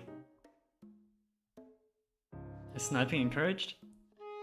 I'm not gonna say it's encouraged or discouraged. Just I will notice if you do it, and I will say something about it.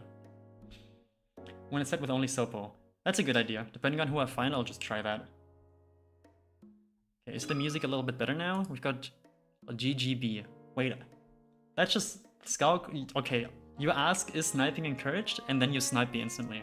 You're getting the Sopo. This is your fault. You did this to yourself.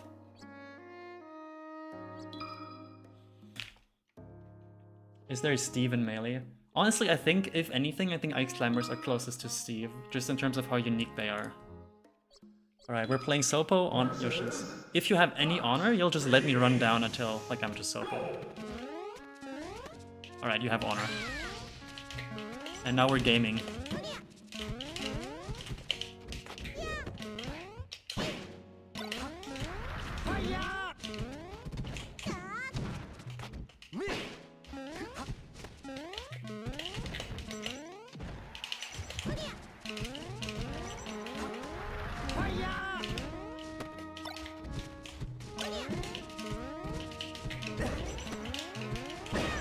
Got him. Right, can we win with half a character? That's the question. Right, dash attack.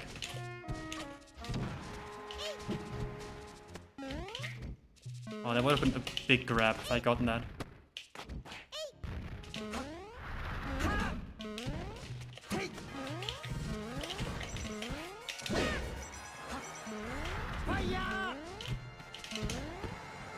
Read the jump.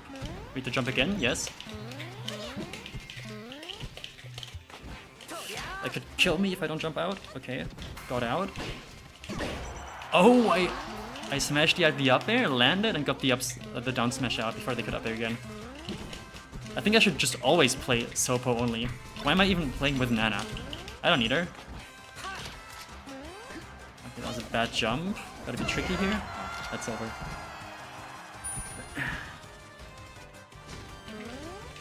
Oh wait, I gotta... Sorry, I forgot. Alright, my bad.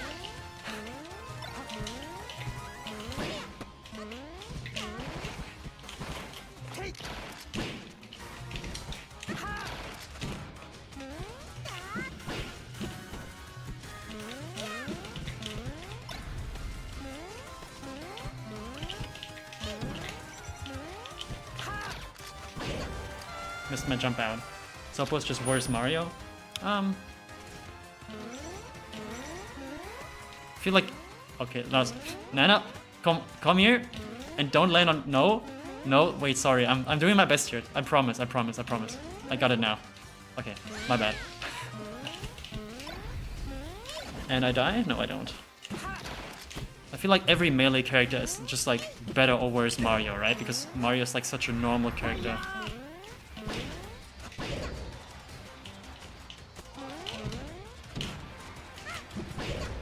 I'm getting owned. I gotta lock in. This always hits.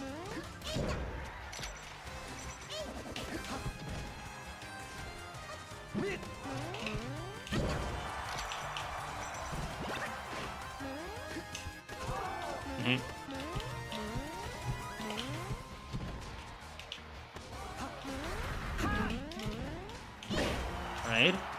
Yes. There we go. No! I accidentally pivoted off the stage. That's not good.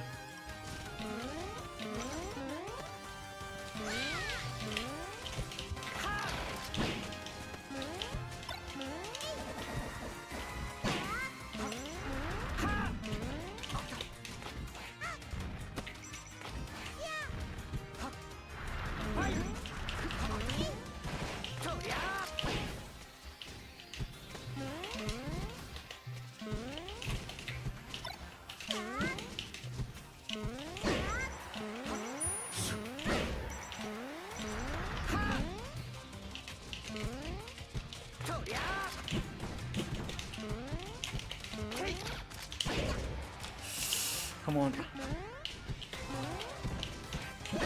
Yes. Yes. Please die. Please die. Yes, let's go. What's the point of killing the second climber? I'm just trying to play with one climber just to see how it goes. I honestly think starting Yoshi's was a bad idea, but let's... Alright, that's fine. Now let's see if we can do it with just one climber again. Okay, we're gaming. I did not mean to dash attack there.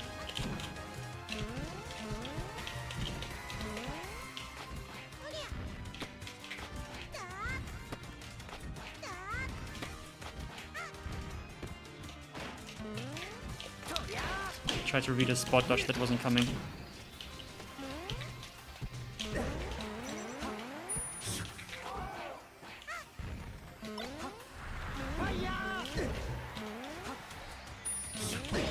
Got him.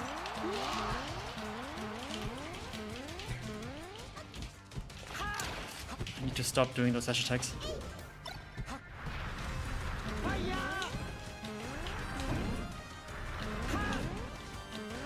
Can I finish this? Oh, that's a good angle.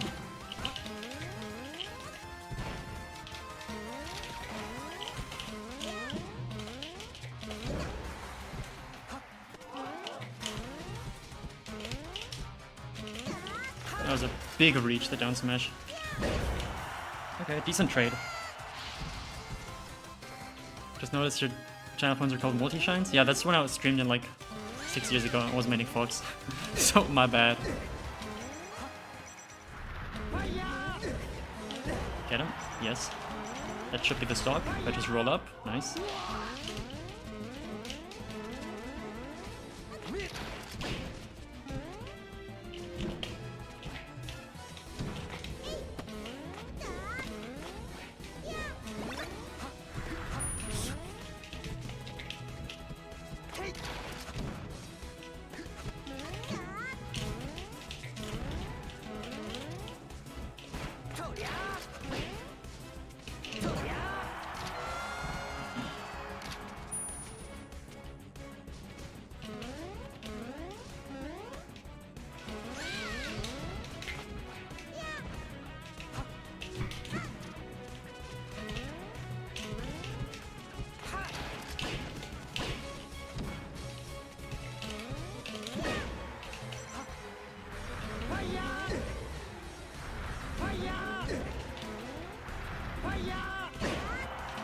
Clean, alright.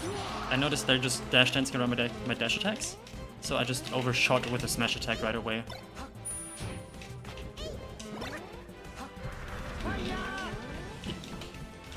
Yo, how did that send off stage? I'll take it. Alright, got a set win with just Sobo, let's go.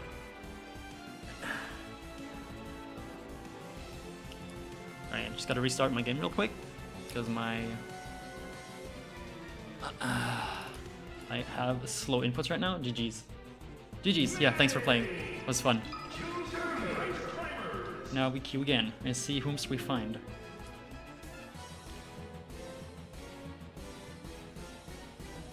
Alright, let's see. Let's check our position on the ranked ladder, shall we?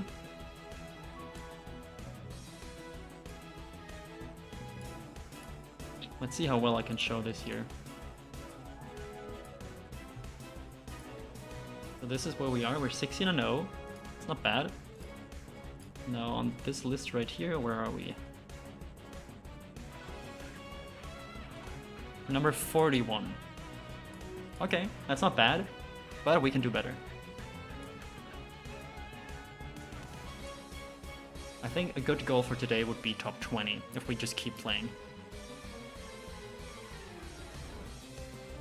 Should have gone Ices. Icy Sopo, that would have been real, like, a tough battle. That would have been amazing to see.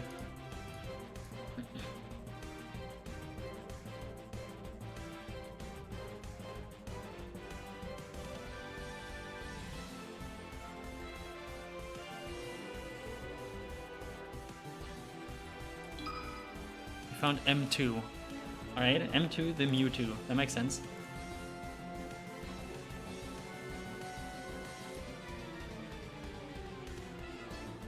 Against Mewtwo, I don't know where I don't want to play. I kind of want to play everywhere. Let's... What would be bad? I don't know, Battlefield.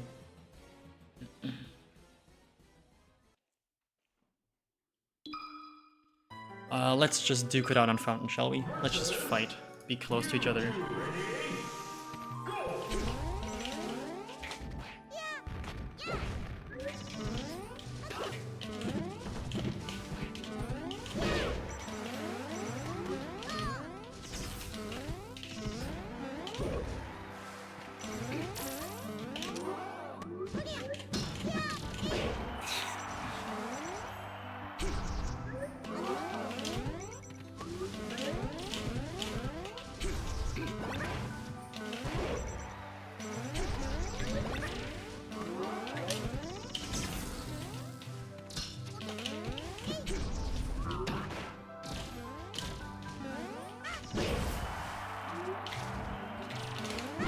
I think Mewtwo's strongest tool in the matchup is this down tilt.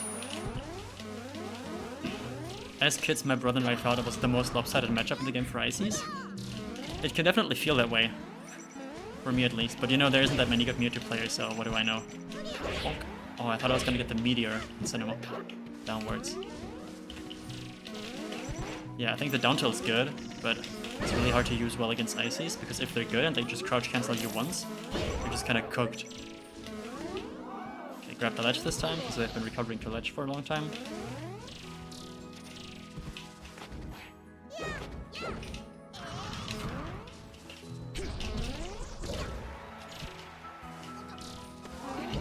Wait, why didn't I air dodge? I didn't do anything. Why did she just air dodge on her own?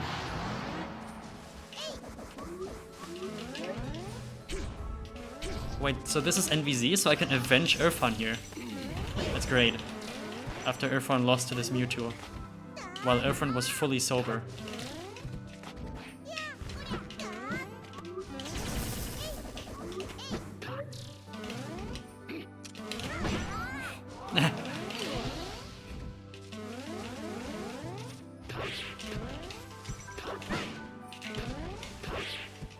Next time is Nair value, never seen before.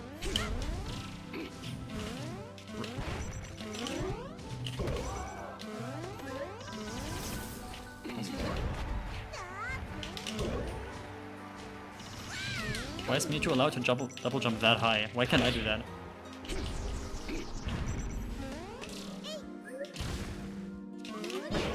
Alright. Let's not go to I don't know where. I feel like any stage is fine in the matchup. If I had to guess, I'd probably say the big stages are better for Mewtwo. Going FD. That is interesting. That makes sense.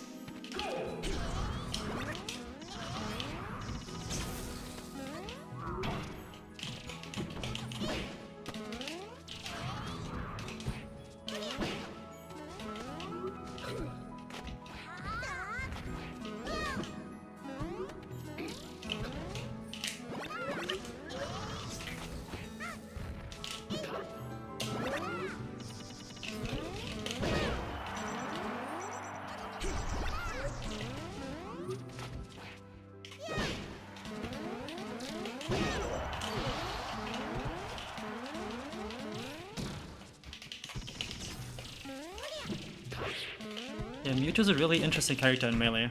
He's so hard to play in this game. For how not good he is. I mean, even if he was better, he'd still be hard to play, but like, he's really hard to play, and there's pretty little reward for it.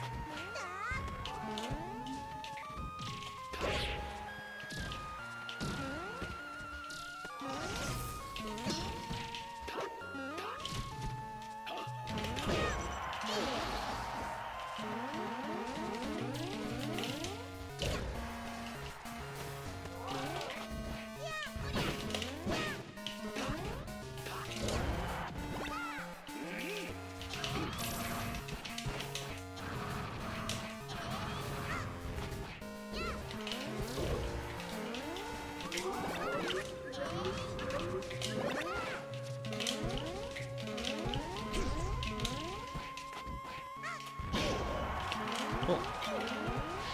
Alright, let's play one more stock and then see if we can find another character that is a bit more usual.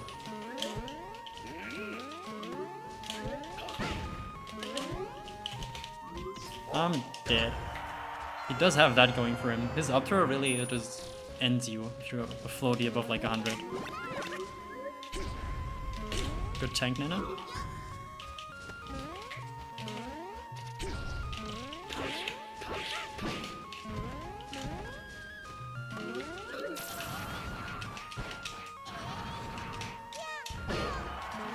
Cool. And there we go. I was also surprised about the FD, but I get it. Because you don't ever want to be above ice climbers anyways, and you have good grounded moves. So I can see it. 11 believes Mewtwo is a high mid-tier like Luigi level. Depends on if you're talking about just like raw potential or... I don't know, Mewtwo is very hard to play to get to that level, whereas Luigi is pretty simple to play. And of course, Irfan Q-snipes me the instance that we play. Alright. Cool, so I'm gonna lose my first set here, but that's okay. We can always win more later.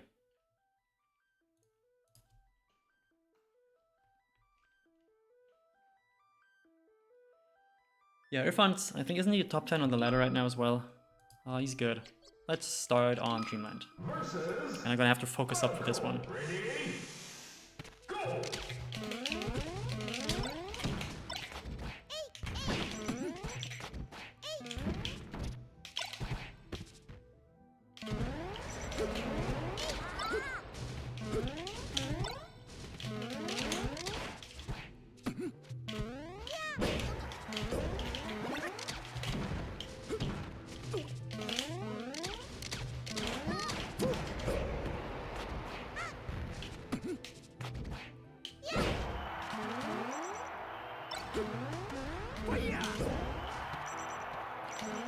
Right, good start. Could have finished that a lot earlier, but didn't manage to.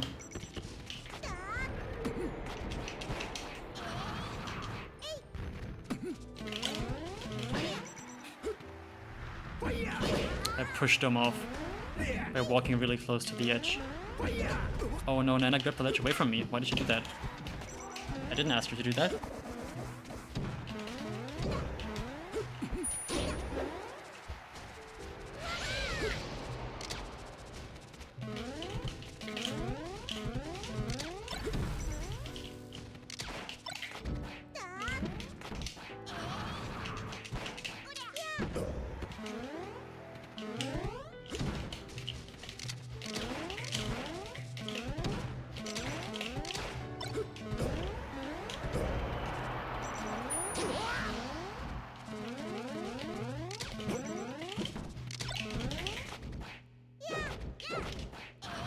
That's a very important stock. I love back air into grab.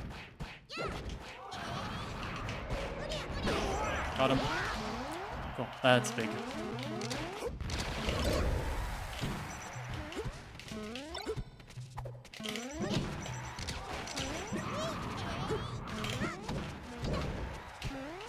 Yo, the value I just got out of Blizzard off the ledge will make anyone wonder why I would do that. But it worked. Oh, I tried to double jump back here to catch the double jump, but I just barely wasn't able to do it. Oh, if I'm just a little bit faster on the tech chase.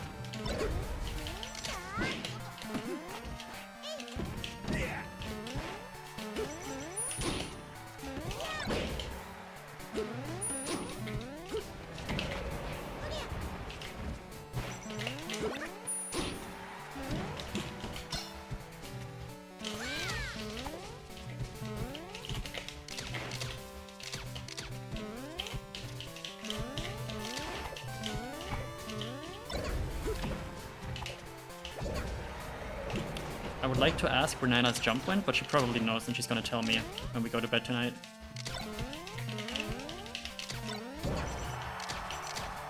This is so losable.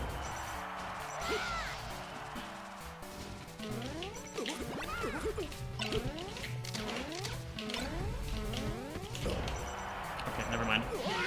Whew. That's good, that's good. Let's not go to Yoshi's because Nana just explodes on that stage.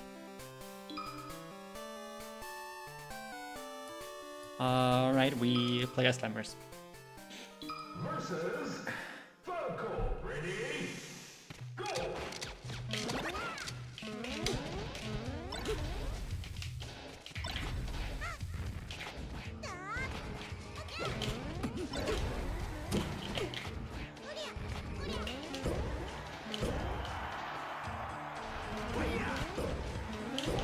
Nice. Caught the jump off of the Nana back throw, that's important.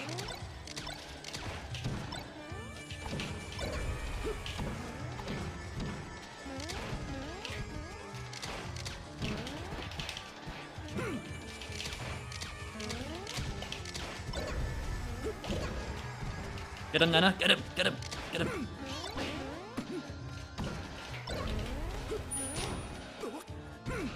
Oh, that is... Yes, Nana, get him! Oh, that was so close and so unfortunate.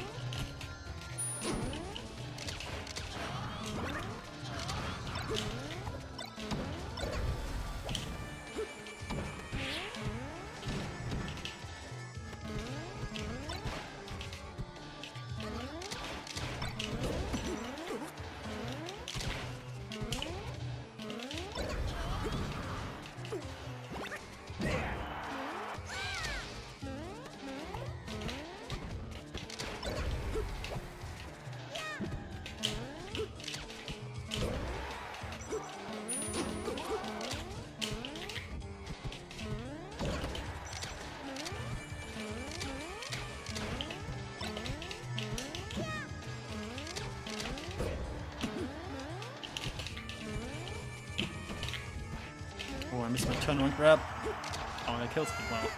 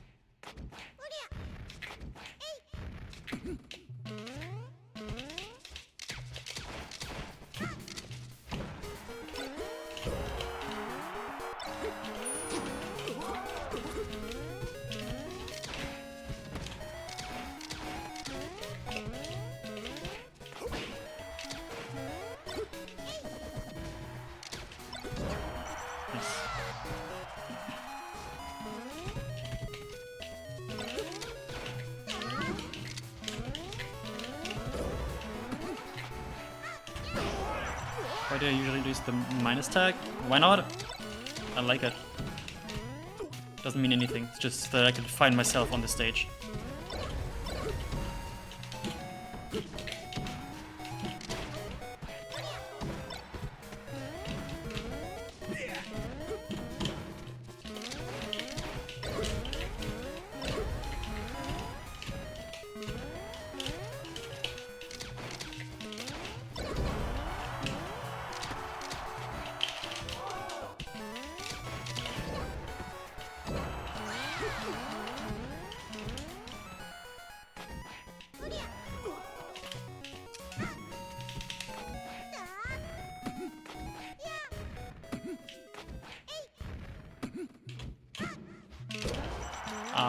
Got him. Cool. That's a good win. I think they gave me a lot of points. Let's see where that takes us. So we used to be where 17-0, 20, 90.6.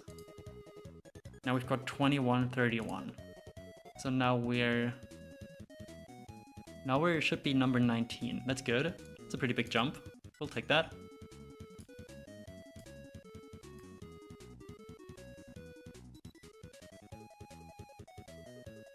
Okay.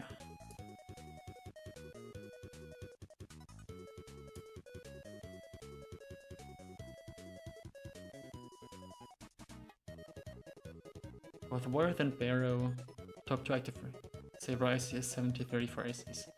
I think Roy ICs is really good for ICs just because they have the chain grab that they don't have against Marth. I think Marth has some stuff that, or Roy has some stuff that Marth would like to have in the matchup.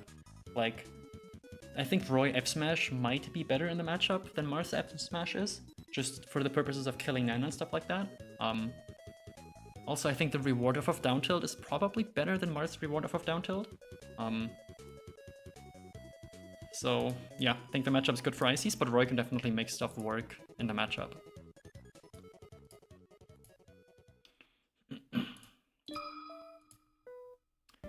Hello, L. Sorry, the response might be a bit late. And we found another person from my country. This is Strawstream. Really good player. Also done lessons with him recently. How are you doing today? I'm doing great. Thank you, Leftwind. How are you doing? Where do we want to drop? I don't want to drop. Aw. I always want to start Yoshi's, but I know I shouldn't. I really should not. But then I do it anyways. But this time I was strong enough to not do it. And the next issue is that sometimes I'll try to start Fountain, and that I feel like that's the stage that can mess me up the hardest. I think on average I do well on it, but there's a lot of variance when I play on the stage, just because I think I'm just not fully good enough at it yet. So against Fox, or Dreamland, or Battlefield, I don't really care. Let's just go Battlefield. Oh, I think Noxa, you asked if I prefer Dreamland or Battlefield against Falco, right? I think I'm like... I'd say I'm like mostly indifferent, so... Usually, I think... Sorry, I had to focus on this. I think Dreamland is usually better against Falco than Battlefield. So, that's usually the stage I start on. Sorry, I just wanted to try some stuff out. Practicing my pivot nana jumps still. I know Strawstream loves those.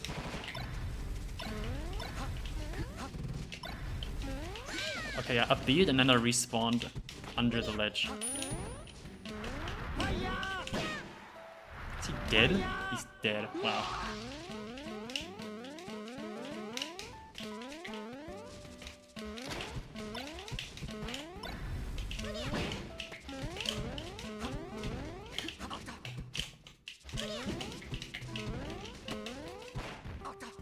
Oh, that hurts.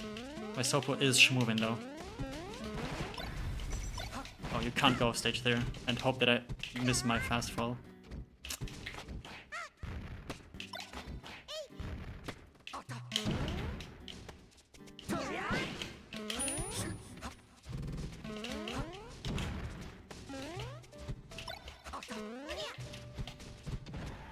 I'm dead. I'm not dead. Should have been dead.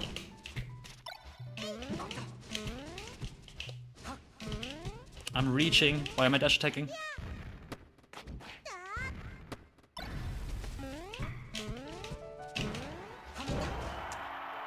tried to smash there the up air, so I wasted my jump. But I live, and he's dead. Alright. See, Cookbook as the god of pivot nano jumps. Cookbook's really good at them, yeah. Hey Nicki, how's it going? Hello, Trello SSBM. I'm doing great, how are you doing? Let me strike Battlefield, just because we already played on that stage, and I want to play something else.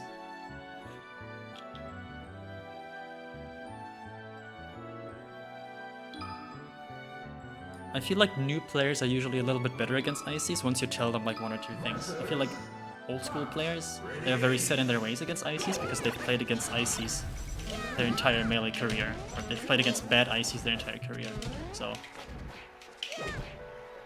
They got away with a lot of stuff that maybe should not have worked.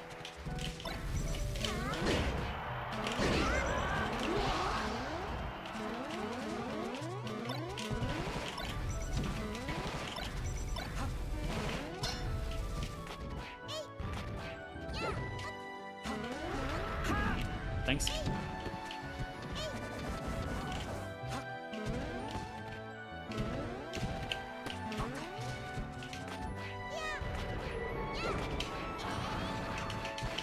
Thanks, Wispy.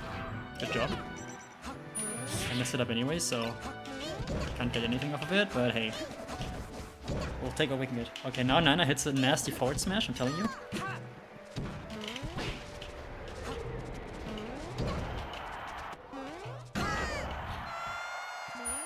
I was ranked in Europe. It's alright.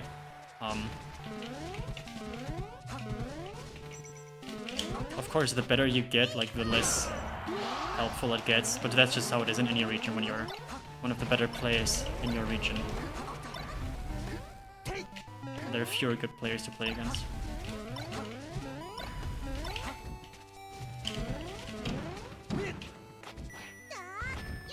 Lamau. Hilarious character, am I right?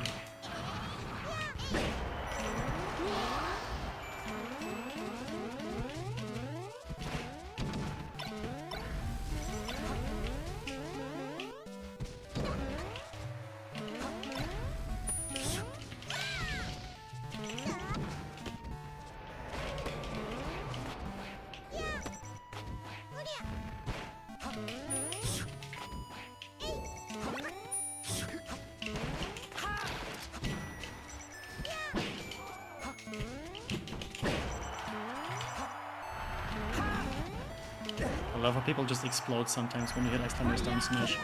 Oh, nice fast fall.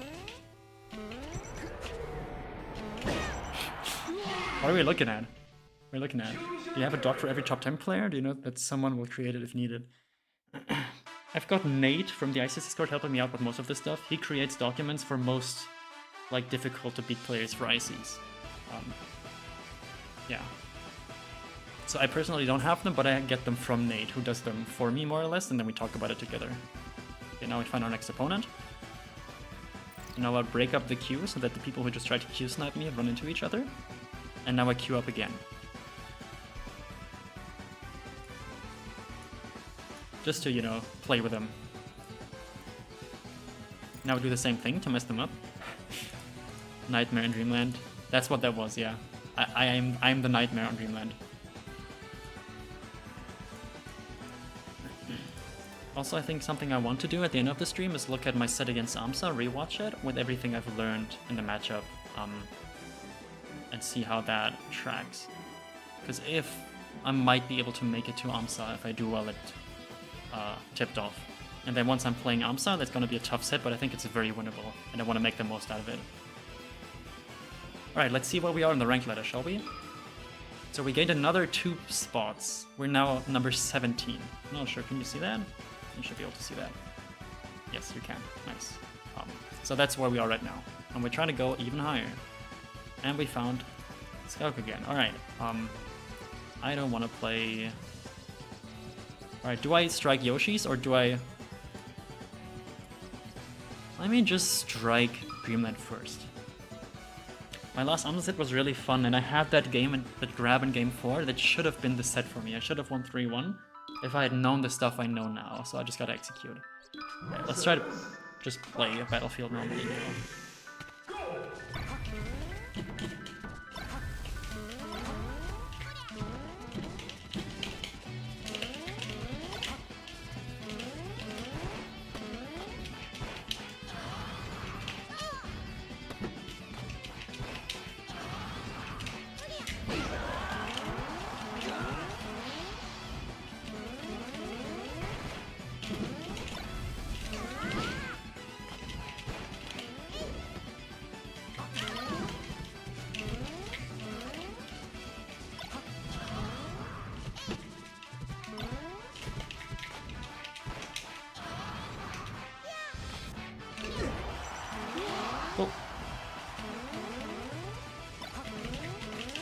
Zum ersten Mal gechattet. Facts. Okay, please DI right. Thank you. Please DI away. Okay, no. I thought that S-Smash was just gonna KO. Right, read the side beat to the platform and reacted to the high up angle. That's good.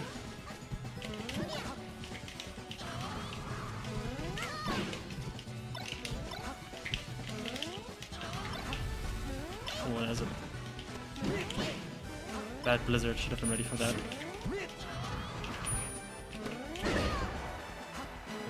Platform? Yeah.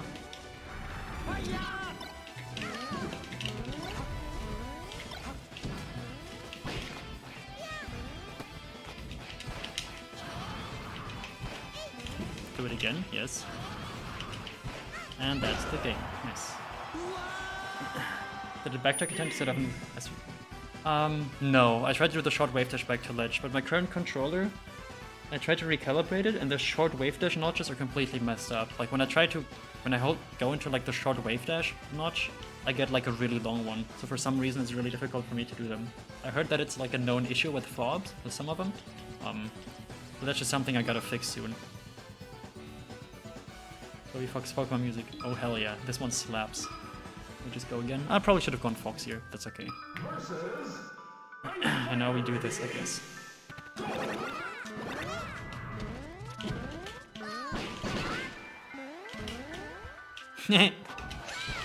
Now we wobble Nana. Okay, she's gone. That was a bad movement for me. Should have been a bit quicker off of the platform.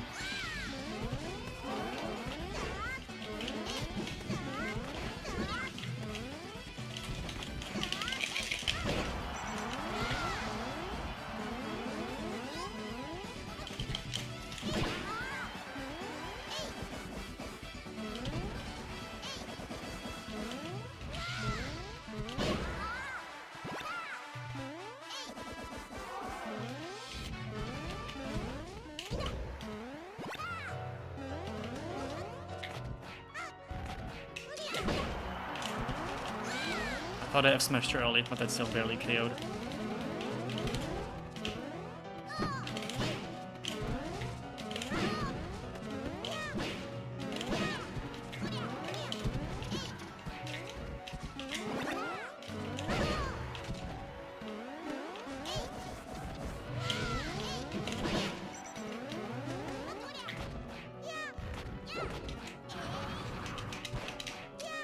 Nice, Nana got up attack into my grab.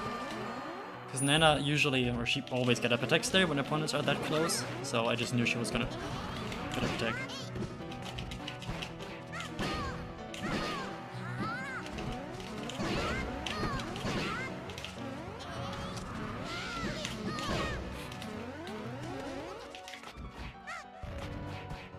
Then even if she doesn't get up attack, you can still cover the air dodge by just ledge dashing back on and being ready for it.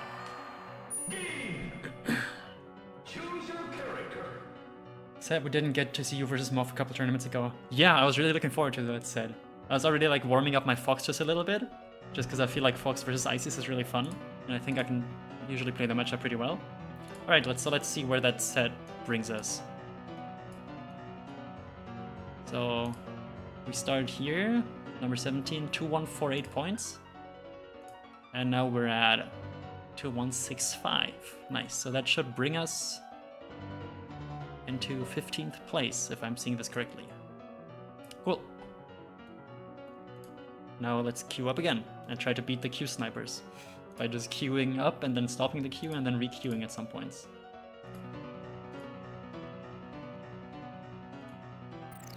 That Sliphawk to cover Sopo seemed like checkmate.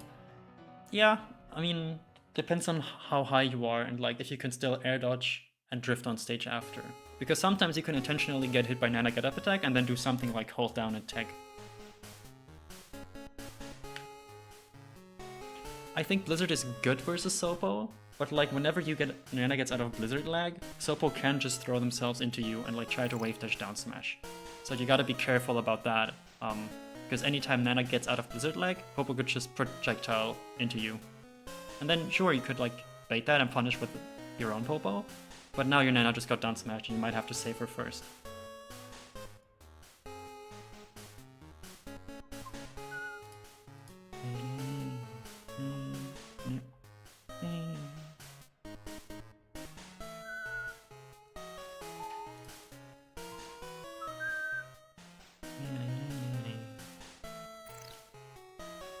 Alright, let's see if we can find any opponents at all. Where's Kingo when you need him?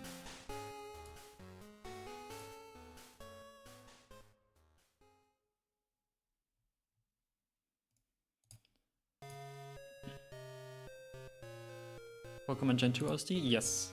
Correct.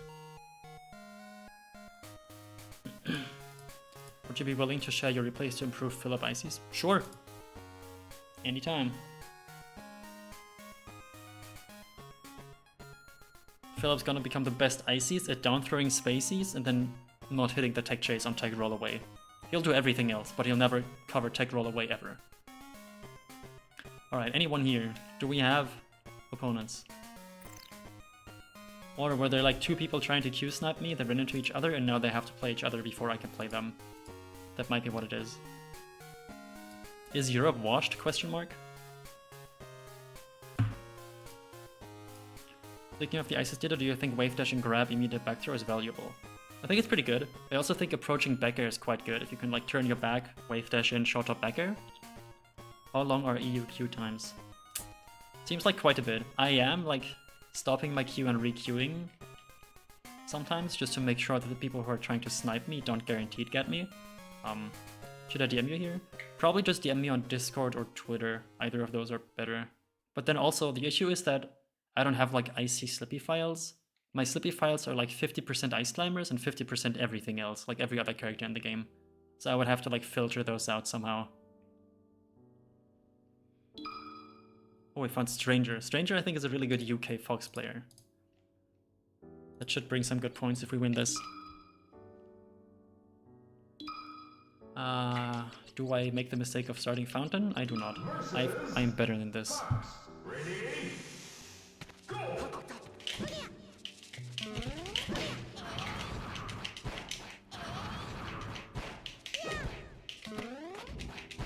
Nice, we got pivot down smash, blizzard into grab.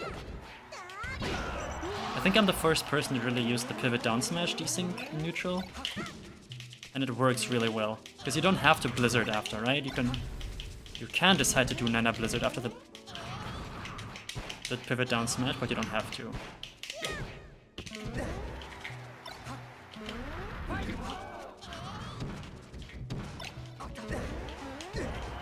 I've got some really quiet Minecraft music happening. Oh, nice jab, Nana.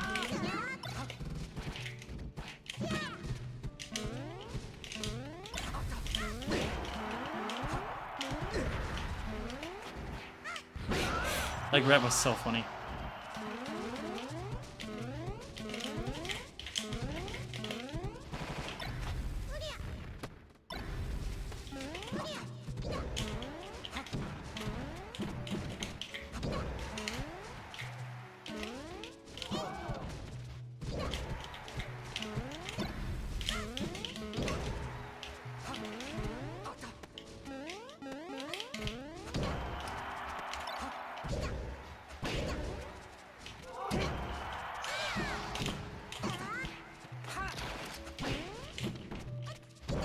Folks, up throw up air is real, it can't hurt you.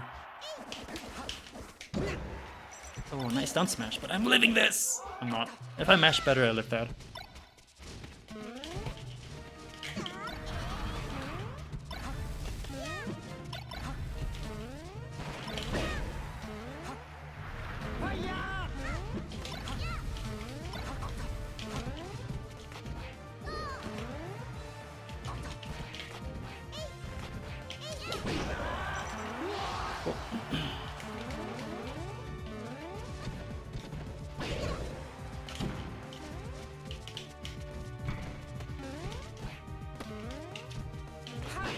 I should never, like, full-on engage into the corner there. I should just wait out, like, the tech chase.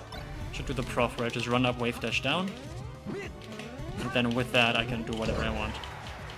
Because if they panic, I get a hit anyways. Shinzo's really scary, yeah. For those who don't know, Shinzo is a very good Zelda player from Norway, I think.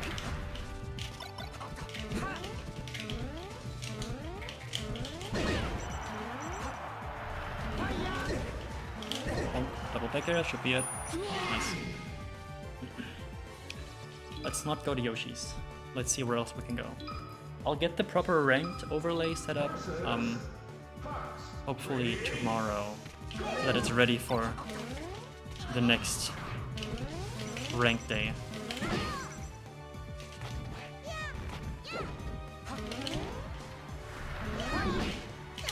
Everyone does normal get up there because they're afraid to roll in because I'm standing there.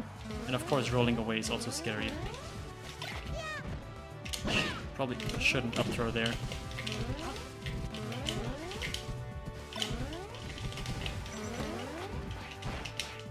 Does F throw reach into the corner? I think it does, yeah, easily. But only if I hit that. If I just miss like an idiot, then of course it doesn't do much. That blizzard out of the corner was really good.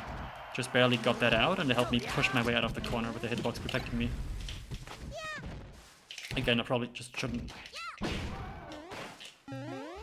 I don't even know what's happening. I just know that I don't deserve to win this game at all after what I just did there.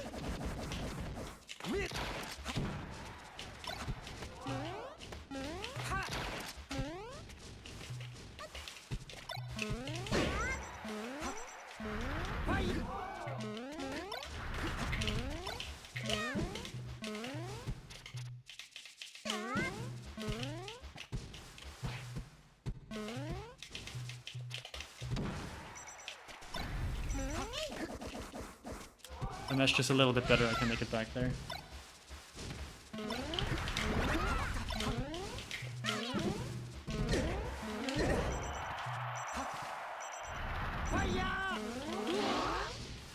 I love Norway, don't we all? Bonk.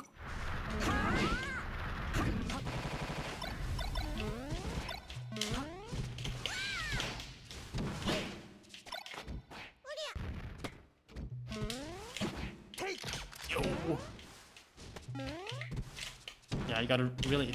I think he could have reacted there and just shine me before I grabbed the ledge. That forward smash was ambitious. Hit him.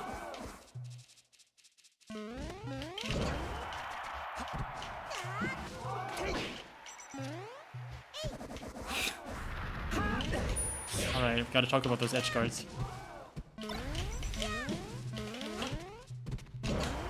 Probably get some more out of those. Shinzo has infinite aura. I've never seen them in person, I think.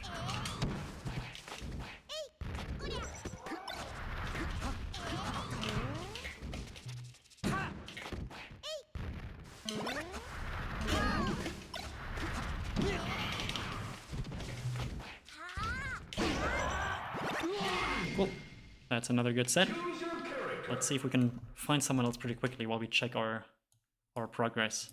So we went from 2165 to 2199. That puts us at number 11. All right. So we're number 11. We're pretty close to top 10. And we found Noon. Wait, where's Noon on this ladder? Noon's number 18. So that's going to be good points if we win this. I don't want to play on Dreamland, I don't think. I don't think. Yo, Sashteen, thanks so much for the sub with Prime. Hella appreciated. Hope you're having a good time watching this. Also, where's my music? Hello, hello? I think my playlist actually ran out. Wait, Noon, give me like a second. I want to go to... Stadium. Dr. Mario, ready? Go!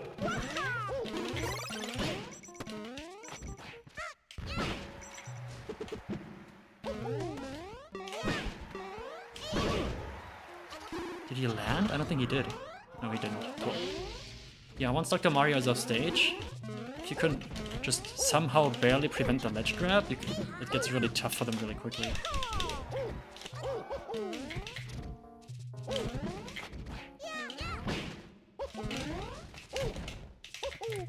Oh shit, it's Dr. Mario's Nair! This is how you beat me, by playing Dr. Mario. You just do his Nair once, and then my brain gets fried. Well, that should be the stock, because I got the double hit. Nice, that was smart by Noon to up B into the ice block to get a double up B.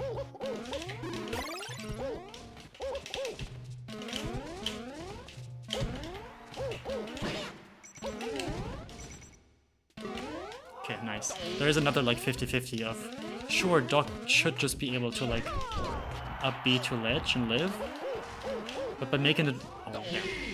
But by just going for one read on the ledge grab timing, I was able to take the whole stock, just because Doc's recovery is just barely not good enough. Okay, can you all hear the music again now?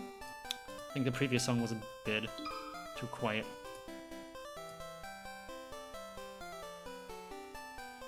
Remember when I played Noon at Smash Sauna? I just also that he would pick a character on CSS, or choose the game of Mario Peach. You gotta try that sometimes, yeah.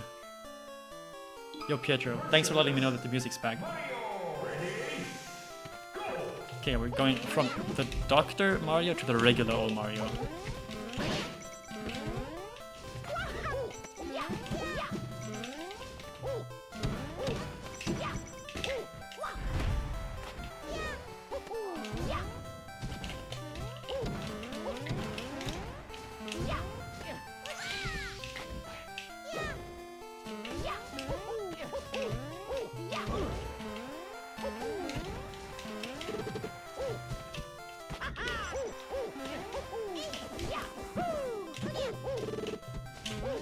Something that you all might not know, but like a universal truth is that your favorite player, no matter who it is, they do not know how to punish Mario's full hop auto cancel down air.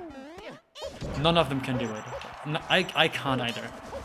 I'm probably not your favorite player. I mean, if you're watching this, I might be, but it is not possible, and you will see me lose to it. The Twitter jokes are the best. Thanks so much.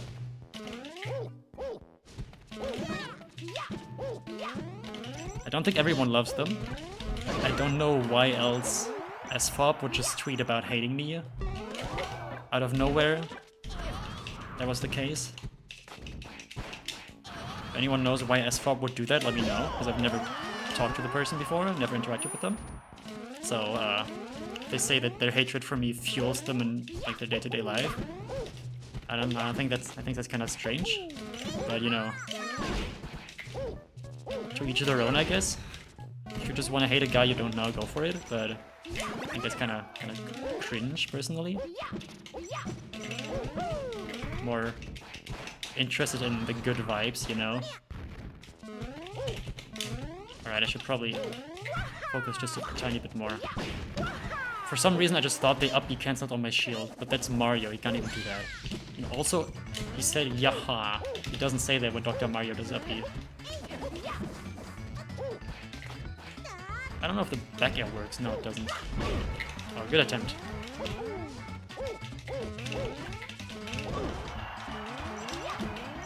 A Marth killer the fireball? Nice. Is that kill? Yes.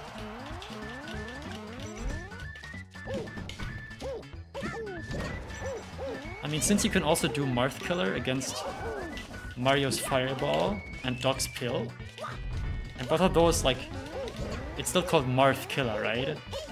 But why don't we just call it Mar Killer? Because then it could be Mario, or it could be Dr. Mario, and it could be Marth, and it works against all of them. So maybe it's just the Mar Killer.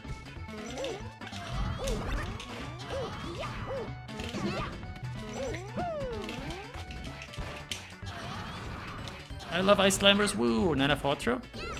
Almost. And by almost, I mean completely wrong direction. Jump into this. Sorry.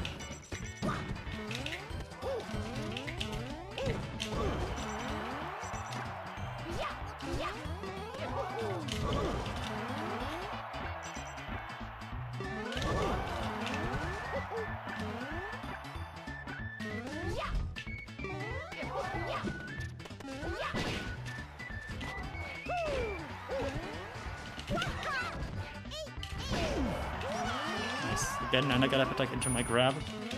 If you know she's gonna do it, it basically gives you an extra pummel.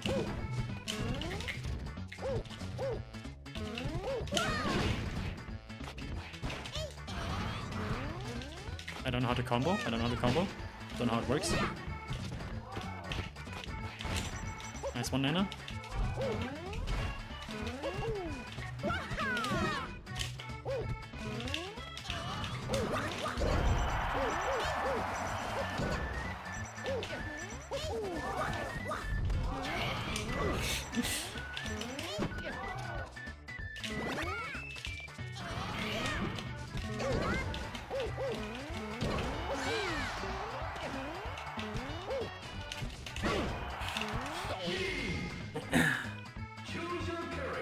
This Mario ain't bad. Yeah, Noon's ranked top 30 in Europe.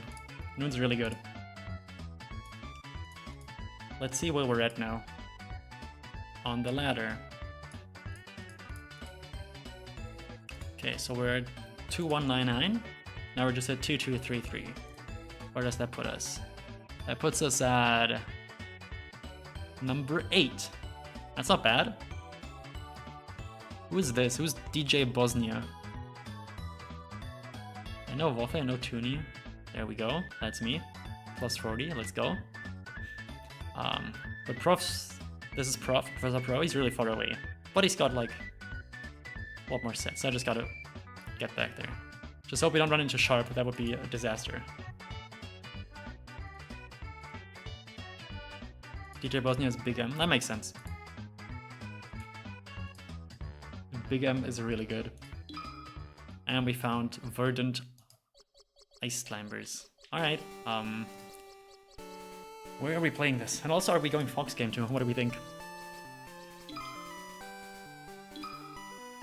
I am not playing Yoshi, sorry. My bad.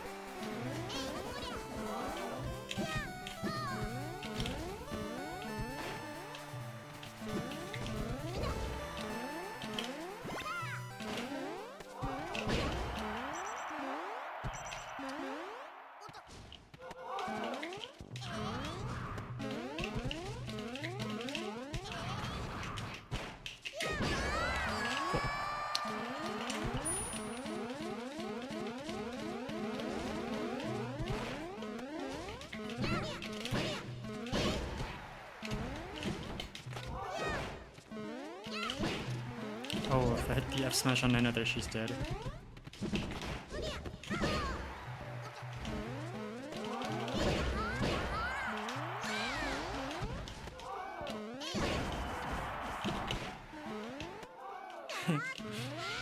Thanks for sending me to ledge. That's nice of you. We just go high and hope, yes. Clean ledge dash back air.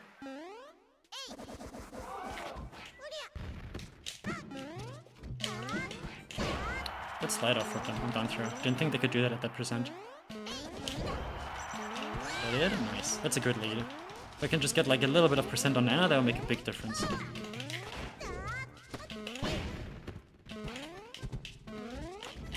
Yeah, the grab was a bit of a fish. That was close. Nicki plays the best color. Could say that.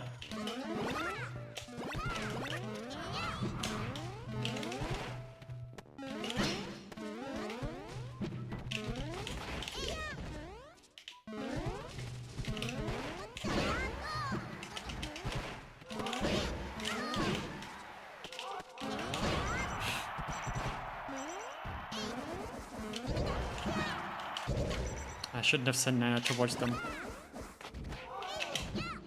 This is why.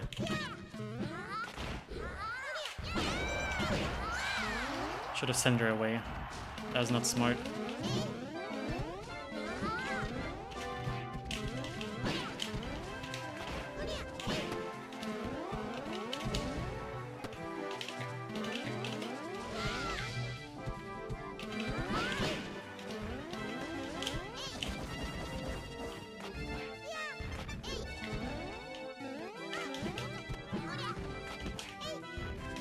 Get him! Ah, close. Alright, read that. Let's not go to... Law accurate music? I know, right? The game knows.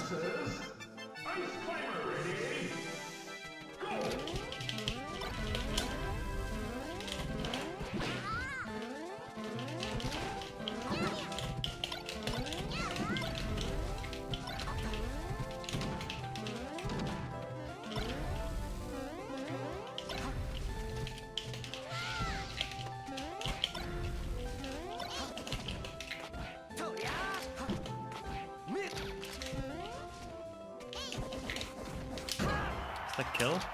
No, Fox is broken, but not quite that broken. Okay, he is broken. Never mind, I'm wrong. Fox is broken.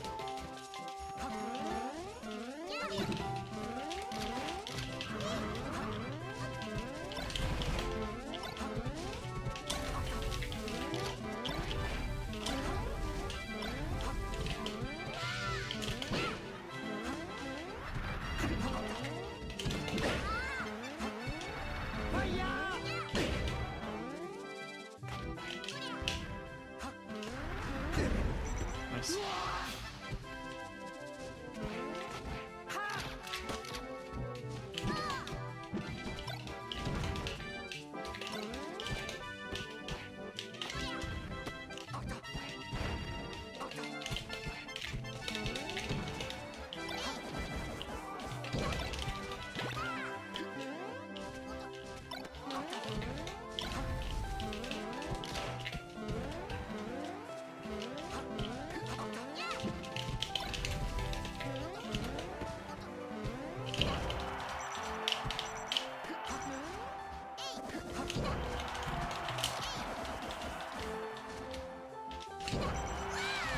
Cool.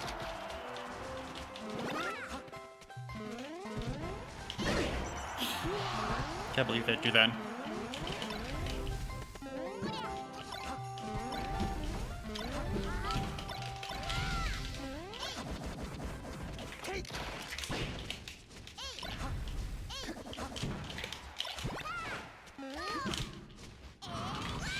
Yeah, you still had a jump. I'm not sure if you knew.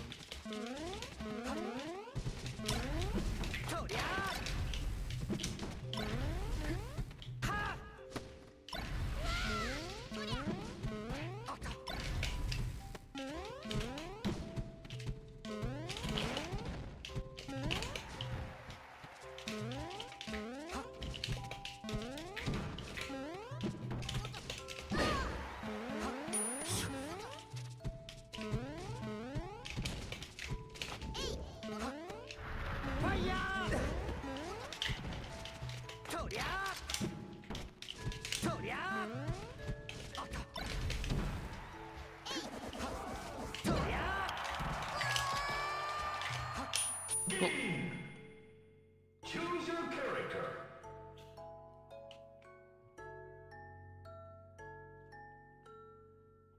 Fox Isis is very good for Fox. Yeah, but I think Ice Climbers also have a lot of stuff they can do against Fox.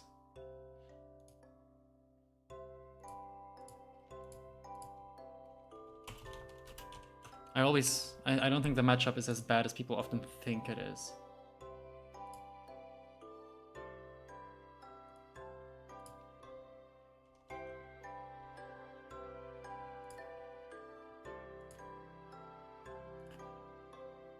Alright, we are now, where are we now? We're now at 2259.7. So we're now number 6 on the ladder. That's pretty good.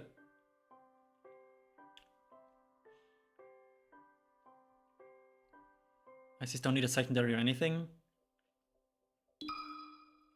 Need is a strong word. I feel like most Foxes need a secondary for Zane from what it looks like, but yeah. Isis can definitely win a bunch of tournaments without it needing a secondary at all.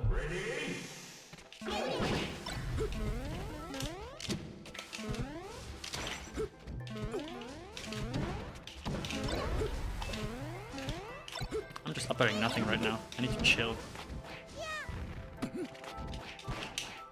Does that go into legend node range? I think it does. Yeah.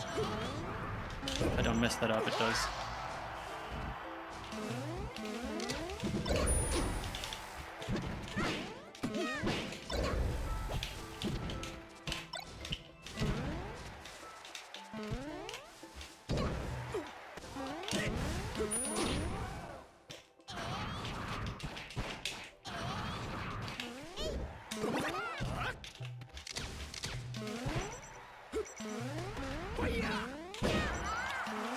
A good angle. If they got better DI on the down smash, they definitely could have lived that on the other side. Made it really tricky. Nana, do something! Oh, she almost got the blizzard out. had to jump away from that.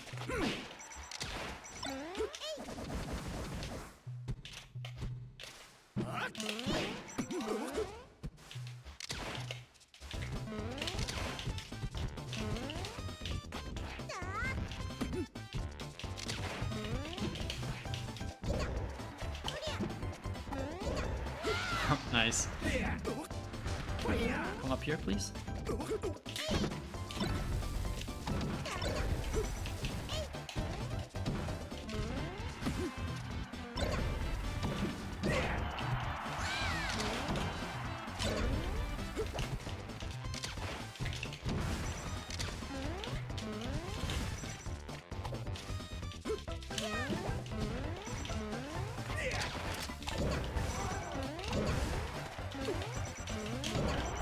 Not sure what exactly it is, but I'm got a ton of extra input delay right now. It might have been because I unplugged my adapter and had to replug it in. So maybe I just have to do the input integrity lag test again to see what's going on. Might also be like OBS, but who knows. I know that the OBS preview can mess with you sometimes. Am I not tapped in? I might not be, but I think I tapped in.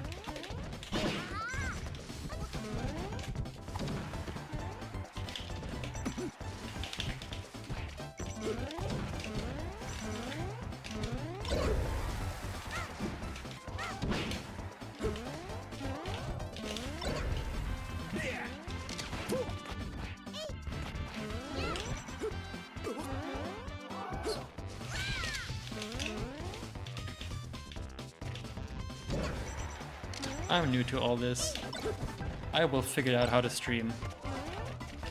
It might take a bit, but I will figure it out. Alright. Who is smarter, Solar Nana or Prime M2K? Close. I think my Nana can be like the smartest player in the world. Like better than Prime Zane, so... Depends, like we're talking about Prime M2K, but are we also talking about Prime Nana?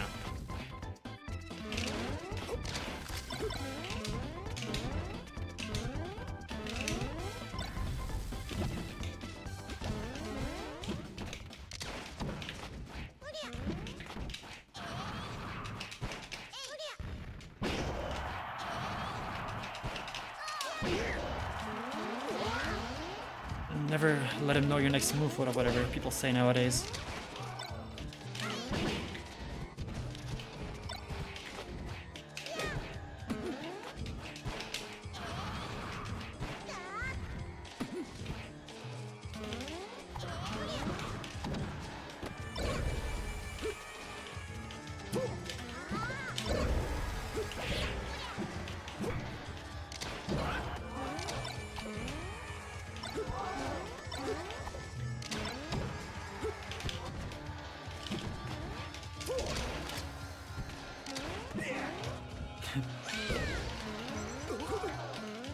Sometimes Nana bonks her head. Am I constantly predicting where my opponent is gonna go? Yes. There is a bit of a rhythm to this game, where, you know, when people dash dance, every time they dash back you gain a little bit of space, and every time they dash forward you gain a little bit of space. And gaining or losing space in this context means gaining or losing time before you have to make an action. If the opponent is already really close, you have to act right away.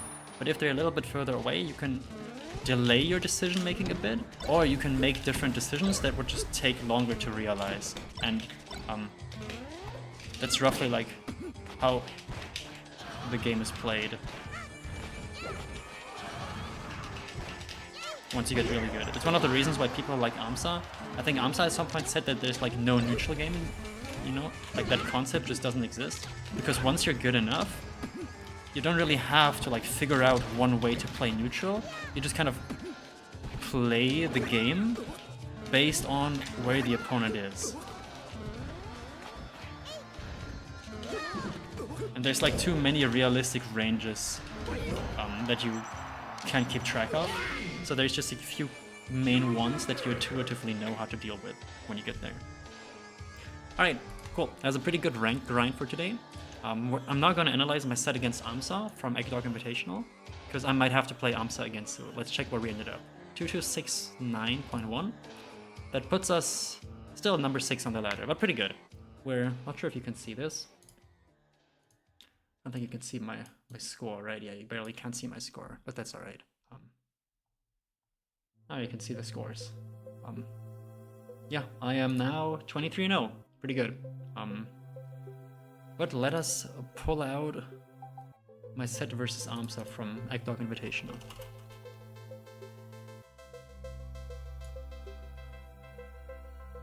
Nana, she doesn't like mash really, so she doesn't mash at all. Yeah. Okay, we've got that here. Let me try to get it on screen in a way where you can actually see what's important. I think this isn't bad. This could be worse. What a clean, organized apartment. I know, right? Strange. Trans rides number 2W? Hell yeah. Let me get a little document ready, shall I? And also let me update my stream title. So... and then analyzing my set versus aMSa. Whoa.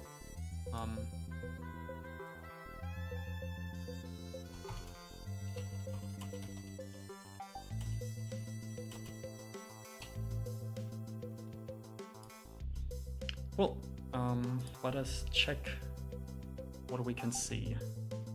What have I learned since this set? I've learned how to do forward throw handoffs way better and like more instantly. Like quicker, like to recognize when I need to do them. I've learned how to jab Nana pummels, which is really important.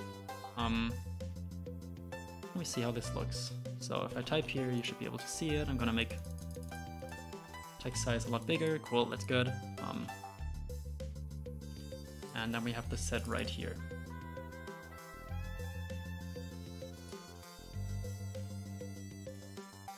Alright, let's just have a look and see what happens, shall we? I think the first game I win pretty solidly, so let's take a look. Because I've gotta be real, I don't remember that much. Do we want to hear commentary or do we not want to hear commentary from this? aMSa really likes to go for wasteland off platform egglay. Yeah. And Nicki secretly has some tech lab. So if he does this like, perfectly, he's gonna be able to. So this is how it would be with commentary. Oh, he messed up. He had the idea. He was Maybe it's too loud. Maybe this is better. I'm just gonna talk for a bit, and then you can let me know how it is. If I should turn off the music, like, do you prefer music and no commentary, or music and quiet commentary, or do you prefer no music and you know what I mean? I don't know what I'm saying. Wait a minute. Okay, that's down smash. Yeah, Nicki has some pretty cool setups, specifically for Yoshi that he's been labbing out.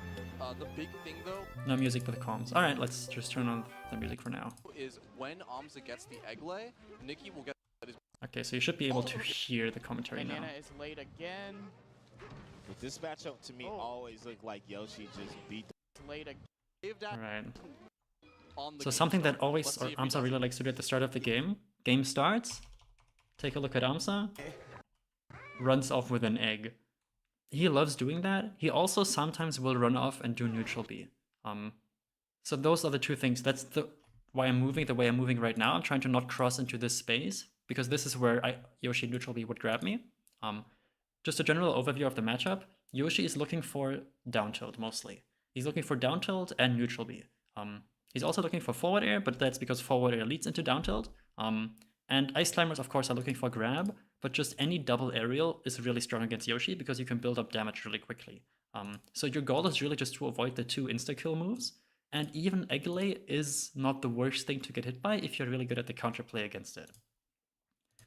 So, another thing to look out for, if Yoshi does his neutral B, starts it in the air, and starts grabbing you in the air, so usually if Yoshi just does it on the ground, he pulls out his tongue, he sucks one of the climbers in, and then he poops him out.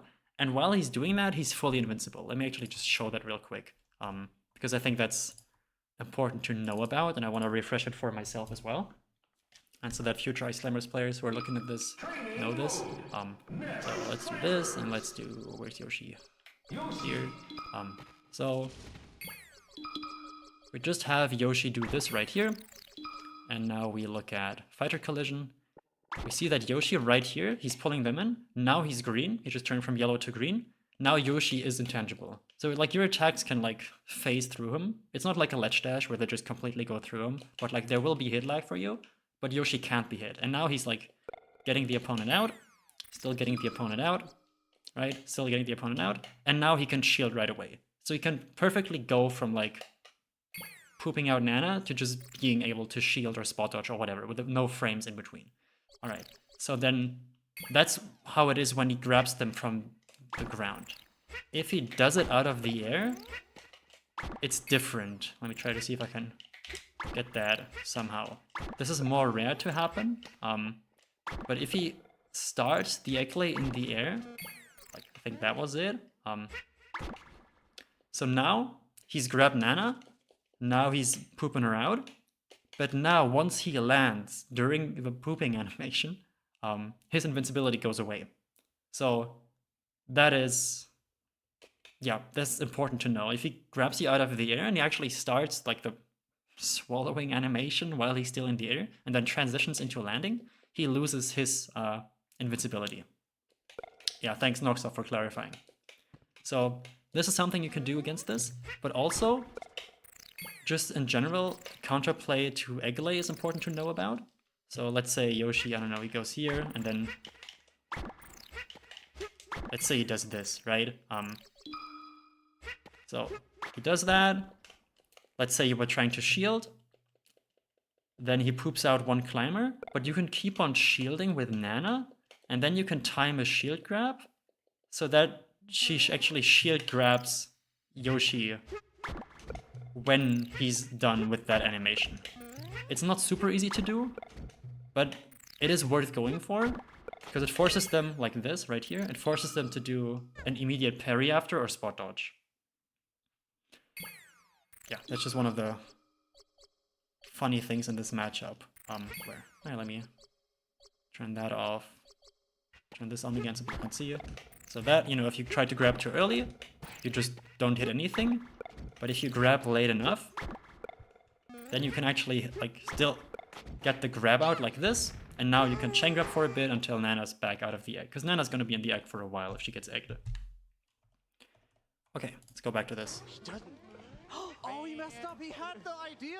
He was trying to dash back, wave dash in, get the grab, and he got stuck in shield. And Nana is late again. Okay, but that's important right there. Stuck in shield. If you look at the timing, Yoshi's just done doing this. Now he tries to down tilt right after. That's very common. If Eggly hits, he will just down tilt to keep Popo out. You have to decide on if you're gonna go in between the Eggly and the down tilt or right after the down tilt. At this low percent, it's hard to go in right after the down tilt, because if you wave dash jab, you're just gonna get crouch cancel down tilted anyways. But at higher percent, you can just try to get a raw down smash on it, because grab is kind of hard to time and jab gets crouch cancelled.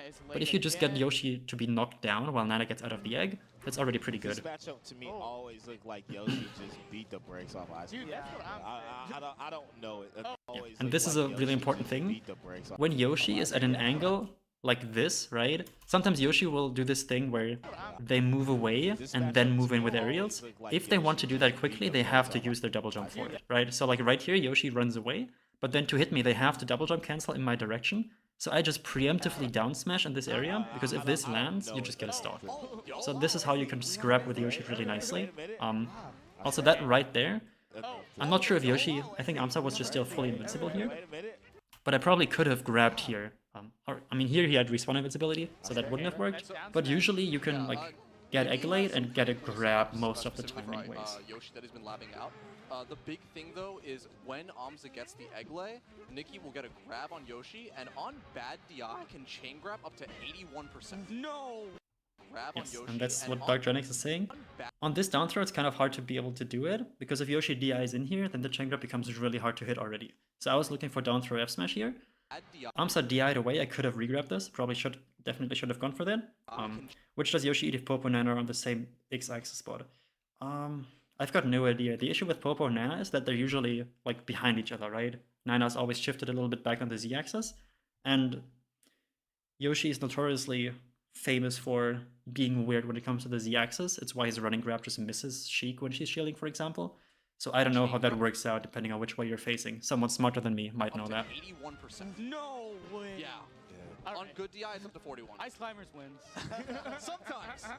But no Ice has beaten aMSa since I want to say Nintendo, like 9 or 8 years ago. Yeah, I feel like Yeah. Really? one of aMSa's breakout wins was that shootout win back in Yeah, like 10 years ago. 2014. Yeah. Oh my god. But it's a hard matchup. Yeah. Also, like any character with a good down smash just gives ICs a hard time. Yeah, good separation tool. Right. So big against aMSa her. has only lost one set ever to the Ice Climbers at a pre-GTX local to Kid Boogie in 2017. Get in there. Asterisk. Okay, let's see. Yeah, that's bad. When I'm respawning, okay, I go up here, which is fine. I think if I stay up there, I'm safe for a bit. Because, sure, Yoshi can poke with up airs through the platform, but at low percent, that's not too bad. The moves that kill me right now are, first and foremost, down tilt. And by moving into this range, I think I'm just making it a bit too easy. Because Nana could just die here if aMSa plays it a little bit better. Again, that also could have been another grab. Wow. Icy Slayer. Like, think about A grab right here. like how many And then that Yoshis beats the down he tilt. has in Europe. Like, we don't have those most of the time. We have a Mexican guy that lives in Hungary called Joshua. It's pretty good, but like for facing. Sure, if talking about Yashua, the goat. Back in the day, Avalanche. Yeah, Avalanche was like Okay, and you see right for here, facing aMSa. here we get whiffed F smash, and then aMSa parries after, right? So if I'm just a little bit faster on this, then Back in the day, Avalanche. Yeah, I could Avalanche grab was, like, this. really, he took a game of Armada actually. Yeah. Of course, I have to delay the But he grab, because hasn't parry played, also like, beats 5 grab. years Oh, before wow. COVID. And Oh he my played God. Mewtwo at the end. I know. Yeah, I like that box Mewtwo. Mewtwo. I Switch think. to box Mewtwo Box sound Mewtwo. voltex. I don't know why I'm up smashing I there. know. Yeah, I like that box Mewtwo. I Switch think. to box I think spaced up tilt could be alright here. Mewtwo. If I want to do anything here, I think start here, dash away, full hop retreating back air is alright. But why are you trying to hit Yoshi's shield here? It doesn't do anything for you. You probably want to be spaced like around here, because then shield drop up air won't hit you, and if they shield drop nair or shield drop double jump nair, you can at least threaten to trade with it with forward smash or down smash, if you read their timing. And if they use, you know, if they shield drop and then double jump to hit you here, if you can get the smash attack out here and just hard read their timing, the double jump timing and the aerial, that might be just a stock. Or something. Was a nice, really nice guy, by the way. But Nicki's so Like again, right there. I see Yoshi jump away from me.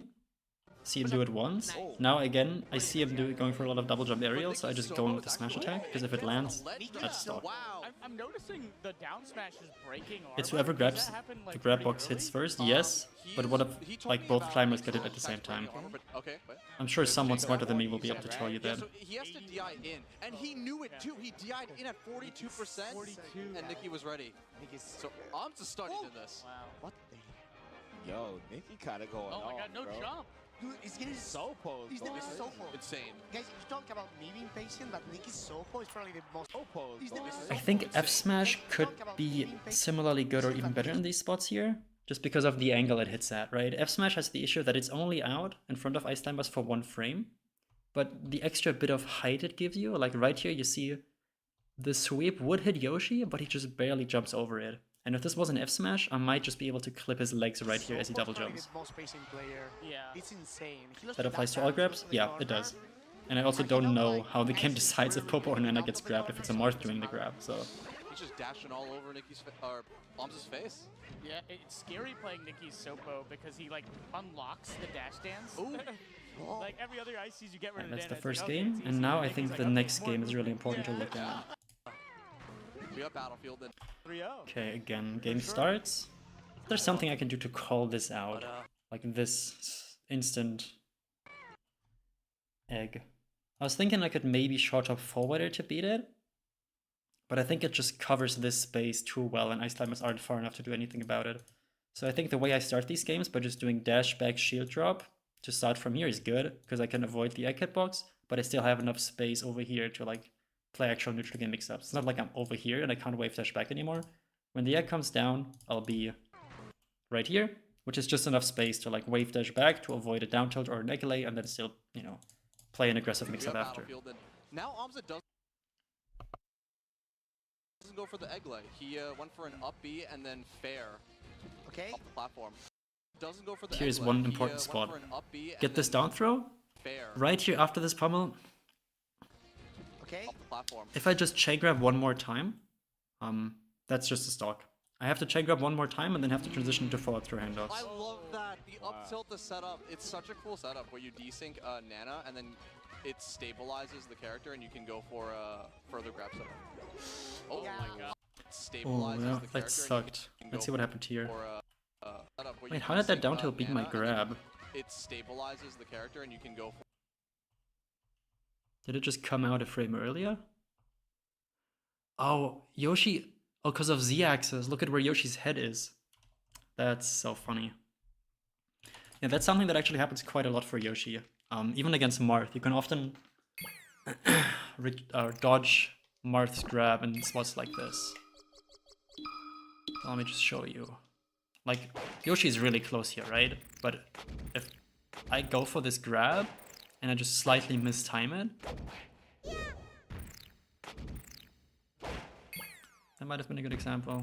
Try that again. I think that was a good example. Let's turn on the hitboxes again. Because when Yoshi does his down tilt, you see my grab is out, and Yoshi's down tilt isn't out yet. But where is he? Right? Let's look at this from the top, because this is really funny. So now we'll see that Yoshi starts the down tilt. Ice Climber's grab comes out, but Yoshi's head just goes to the side and dodges it. And then Yoshi's down tilt hits. This is why sometimes, even if you're right on top of Yoshi, your grab just won't land. Because his down tilt, he's not invincible, he's just off to the side.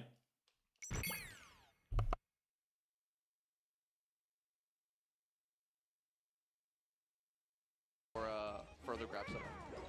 Oh my god. Wow. Quick kill. Yeah, that's a tough start to the game. That's crazy. Go short of ice block on plant, does it not reach Yoshi? Yeah, I thought this was gonna be a clean 3-0.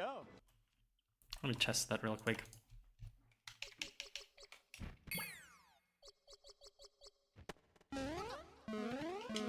Because you have, I don't think... Yeah, like look at where the ice blocks come down. I think Yoshi would just dodge them, because he's like under the left side of the platform. And then you're putting yourself in lag, and you'd rather really just take center stage when you can. Okay, we saw this. Okay, no jumps. Nice forward was mass steal. Okay. Okay, no jumps. Nice forward was mass steal. Okay. Messed up my faults running off, that's Yoshi's okay. armor is broken, Nicki's able to do his upper chains, very Fox-esque, and just keep Yoshi in the air forever. So he was doing that a bunch the last game he did it, that stock. And damn. what's even stocks? Wow.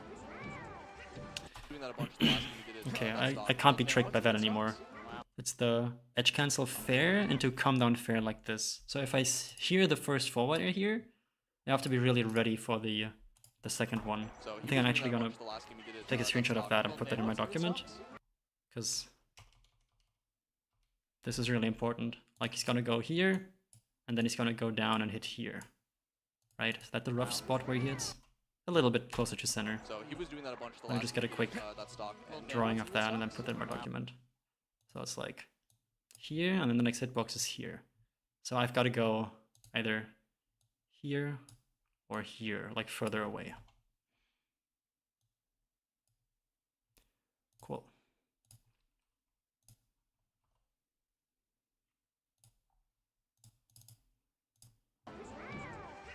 Okay. I'm noticing aMSa opting for more like down smash instead of down tilt when they separate more. Would I have done anything here to save Nana? Did this forward air? Okay. I'm noticing aMSa opting for more. Wow. I wonder if this Okay. might be a spot for just Popo up tilt right here, right? Because as Nana's coming down, as long as I have the up tilt out, sure, Yoshi can just double jump through the entire thing and tank it. But also, it's the only hitbox that stays out long enough in this area to give Nana enough time to reconnect. But it's hard to get up tilt out there if you're moving around the way I am. So I need to just commit to like wave dash up tilt there, or I have to blizzard instead. Because if I just have a blizzard out in this area, Yoshi gets stuck, then Nana can double jump to ledge right here. Instead of down tilt when they separate Nana, is there a reason for Ash instead of down tilt when they separate? On platform like this, I think I should just light shield. Because shield dropping here, I don't have any hitboxes to protect myself with when I'm facing Yoshi, when I'm shield dropping. You just want to get Nana into knockdown as fast as possible, and a down smash does it earlier. Okay. Okay. There's the chain grab. Yep. I'm just trying to mix up the DI, but it's guaranteed. Oh! Oh, he got out of it right there. That's the thing with chain grabbing Yoshi. It's really I also easy just to need to drop practice against that. him. I say that with Of some chain of the grab, but it's character been a while with and I've the practiced it a lot easy since then, shaky so hopefully it'll get better. Okay, there's the down smash I was talking about as a punish. Okay. Could have grabbed that again. Oh! Flutter kick! Big Nana is fan. level 9 right now, guys. Oh my god, Oh, yeah. reverse? Powered Oh, up nice. Nana. I love that ice. Yeah, trying to cover the ledge with the ice block, like you were saying. Yeah. Ooh, so fast! Okay, Oh the my god. eggs. Into the double egg into grab Nana? No way. Into the double egg into grab Nana? No way. You're doing a phenomenal job Kinda got target switching. out-scrapped there. All the axe, aMSa doubles practice coming in clutch here. Okay, that's a Nana kill. Yeah, putting myself onto the platform next to Yoshi is just not a good look. Okay, that's a Nana kill. There's almost never a reason to do that unless you're actively like, Nicki's so going good for a playing waveland game, grab. I'm not gonna lie. Yeah. Real. He has the best. Now I die here, right? Yeah. But aMSa with the Not much you can break do from there. right now. Looking like a reverse of the first game, 3 stocks to 1. Oh, down tilt. That's the Okay. money maker for sure. Dead? No. Yeah. Again. Yeah. But Okay. Nicki's getting punishes. Yeah, That's he's huge. so good at punishing off the egg lay. Like, that was the biggest thing he practiced before this. What a save! That save, man. Dude, there's a hail. Alright, now I just get destroyed, I think. Yeah, Such that's a like huge him. memer. Yeah, He's a definitely, good- yeah. definitely a memer. He's cooking right now. We got Okay, ice so here I go shoot. for the ice blocks, but that's because Yoshi isn't starting on a platform, right? So this gives me 10 damage, that's not bad. Destination. Yeah. And there's the reason why I think wave dash down smash at low percent is a lot more risky as a punish, right? Because Yoshi can just continue holding down, continue mashing down tilt. Yeah. How did I end up in those spots here? He's cooking right now. So this right here is what I need to be more proactive against, because aMSa just got to jump from here to here, and I gave up this much space for it. When I could have stood in that space and just fought back, right? Because how's Yoshi getting an egg layout in that middle range, right? In this range right here. If he wants to get an egg layout here right now, he has to like jump and then double jump to come down quicker and then do neutral B. But if I wave dash back here, he can just full drift forward neutral B. And honestly, right here, if I roll in, that could be a grab for me. And then I get a grab in center stage, which is a lot. And then I have to be more aware at low percent that if I'm trying to punish down tilt, Here. gotta commit harder. And also, I think maybe Yoshi is trying. I thought I was around this. But this is like another pretty simple CC grab if I'm a little bit more on point. Oh my god. Man. It just seems like once he gets that double jump separation, down smash, it's like what do Ices do about that? Oh, the parry on the down air too? Is there any single ice climber in Japan, guys? In Japan, Yeah. Falpan, who's I want to say Yeah. ranked 5. Falpan. Yeah. Okay, okay. Nice back here, plays thank you so ICs. much. Okay. And also their TO watch plays Still ice have the climbers, sweater, and then they but play- now that I'm a That announce guy's gamer, I like- gotta yeah, rep the Also, a announce stuff. translator? Watch does something else. He Yeah. translates for VGBC for all of the ultimate players. Oh, overseas. oh, yeah.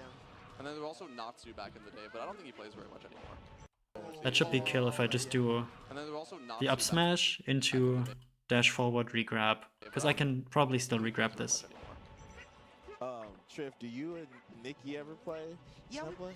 we never direct, but when we face him on ranked, we stick, you know? Yeah. Yeah. I go last 4 games. He asks me sometimes, like, I'm not super interested in playing this matchup, but Right, yeah. It's not, That is it's, fine. yeah. Yeah. it's- actually I know. it was my worst matchup. Really? Yeah. I mean, it was so free that I never practiced. Like, fun fact, I lost versus. It was so free. Like, look that at I this never right here. After the egg lay, it's egg lay into down tilt. So if I just time this wave dash around the down tilt, or even better, if I see the egg lay and then approach with Blizzard, I think that could be a good way to go about it. I think overall my usage of Blizzard was not the greatest in this set.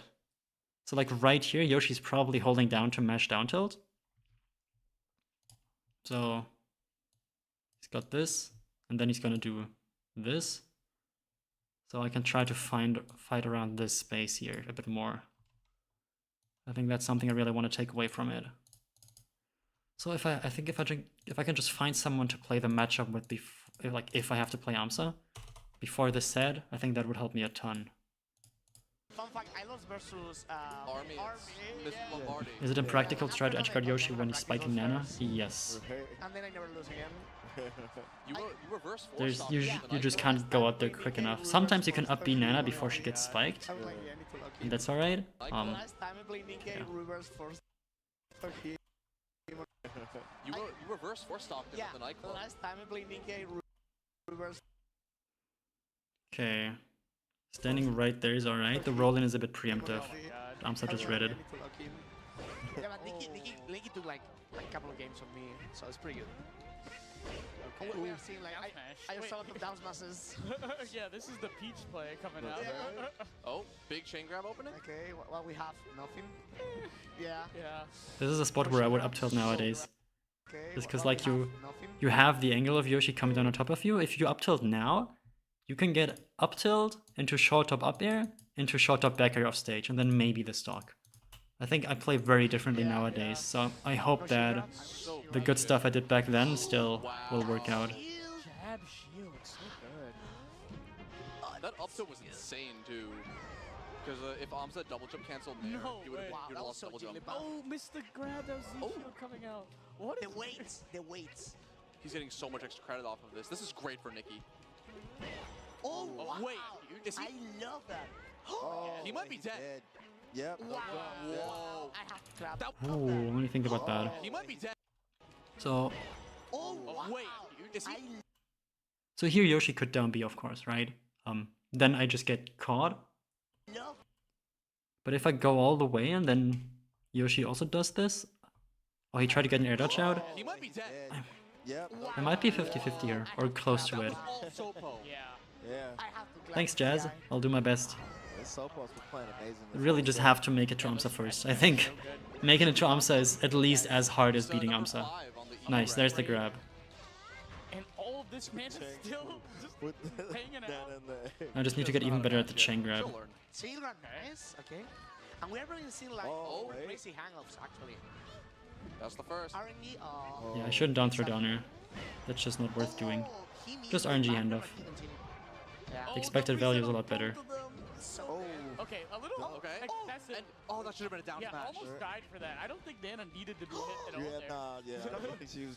And that's gonna break Yoshi's armor. yeah.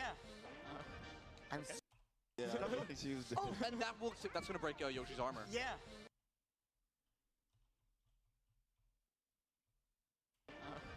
I'm so excited, guys. Yeah, this is a close set. Oh, Okay. Sorry, yeah. No. Sorry, Japan. As someone who started a month ago, this is all like so cool to watch, but also so hard to really lock and grind myself. Totally understand. The better you get, the easier it becomes People to said this was an continue impossible going. matchup. So just focus on like the stuff that you can do right now and that you're interested in I think you improving just have on. to build different.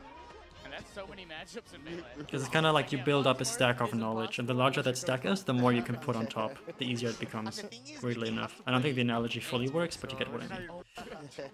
Again, here, Nicki has to get hit by egg into overshoot with this. But then I just have to time this down smash better. Or I have to grab instead, and I have to time it a bit later. Down smash. What? Egg the, oh my god.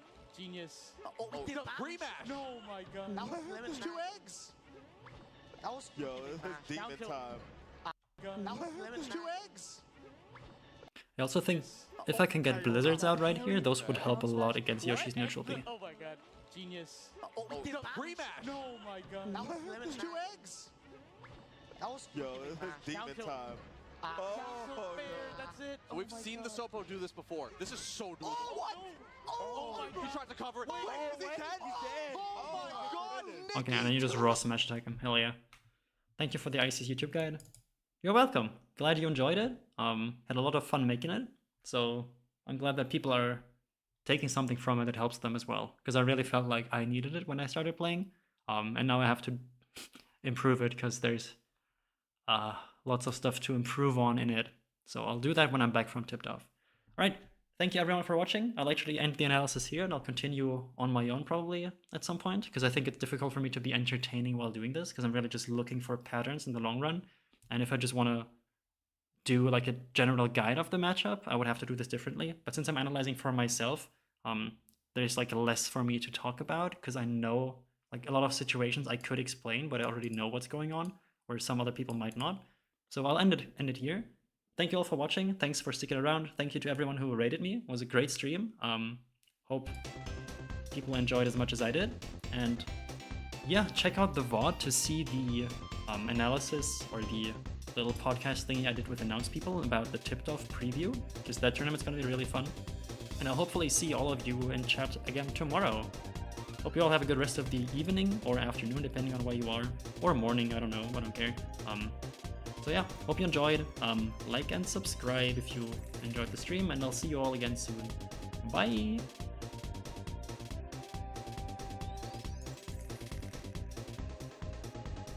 And goodbye YouTube stream as well.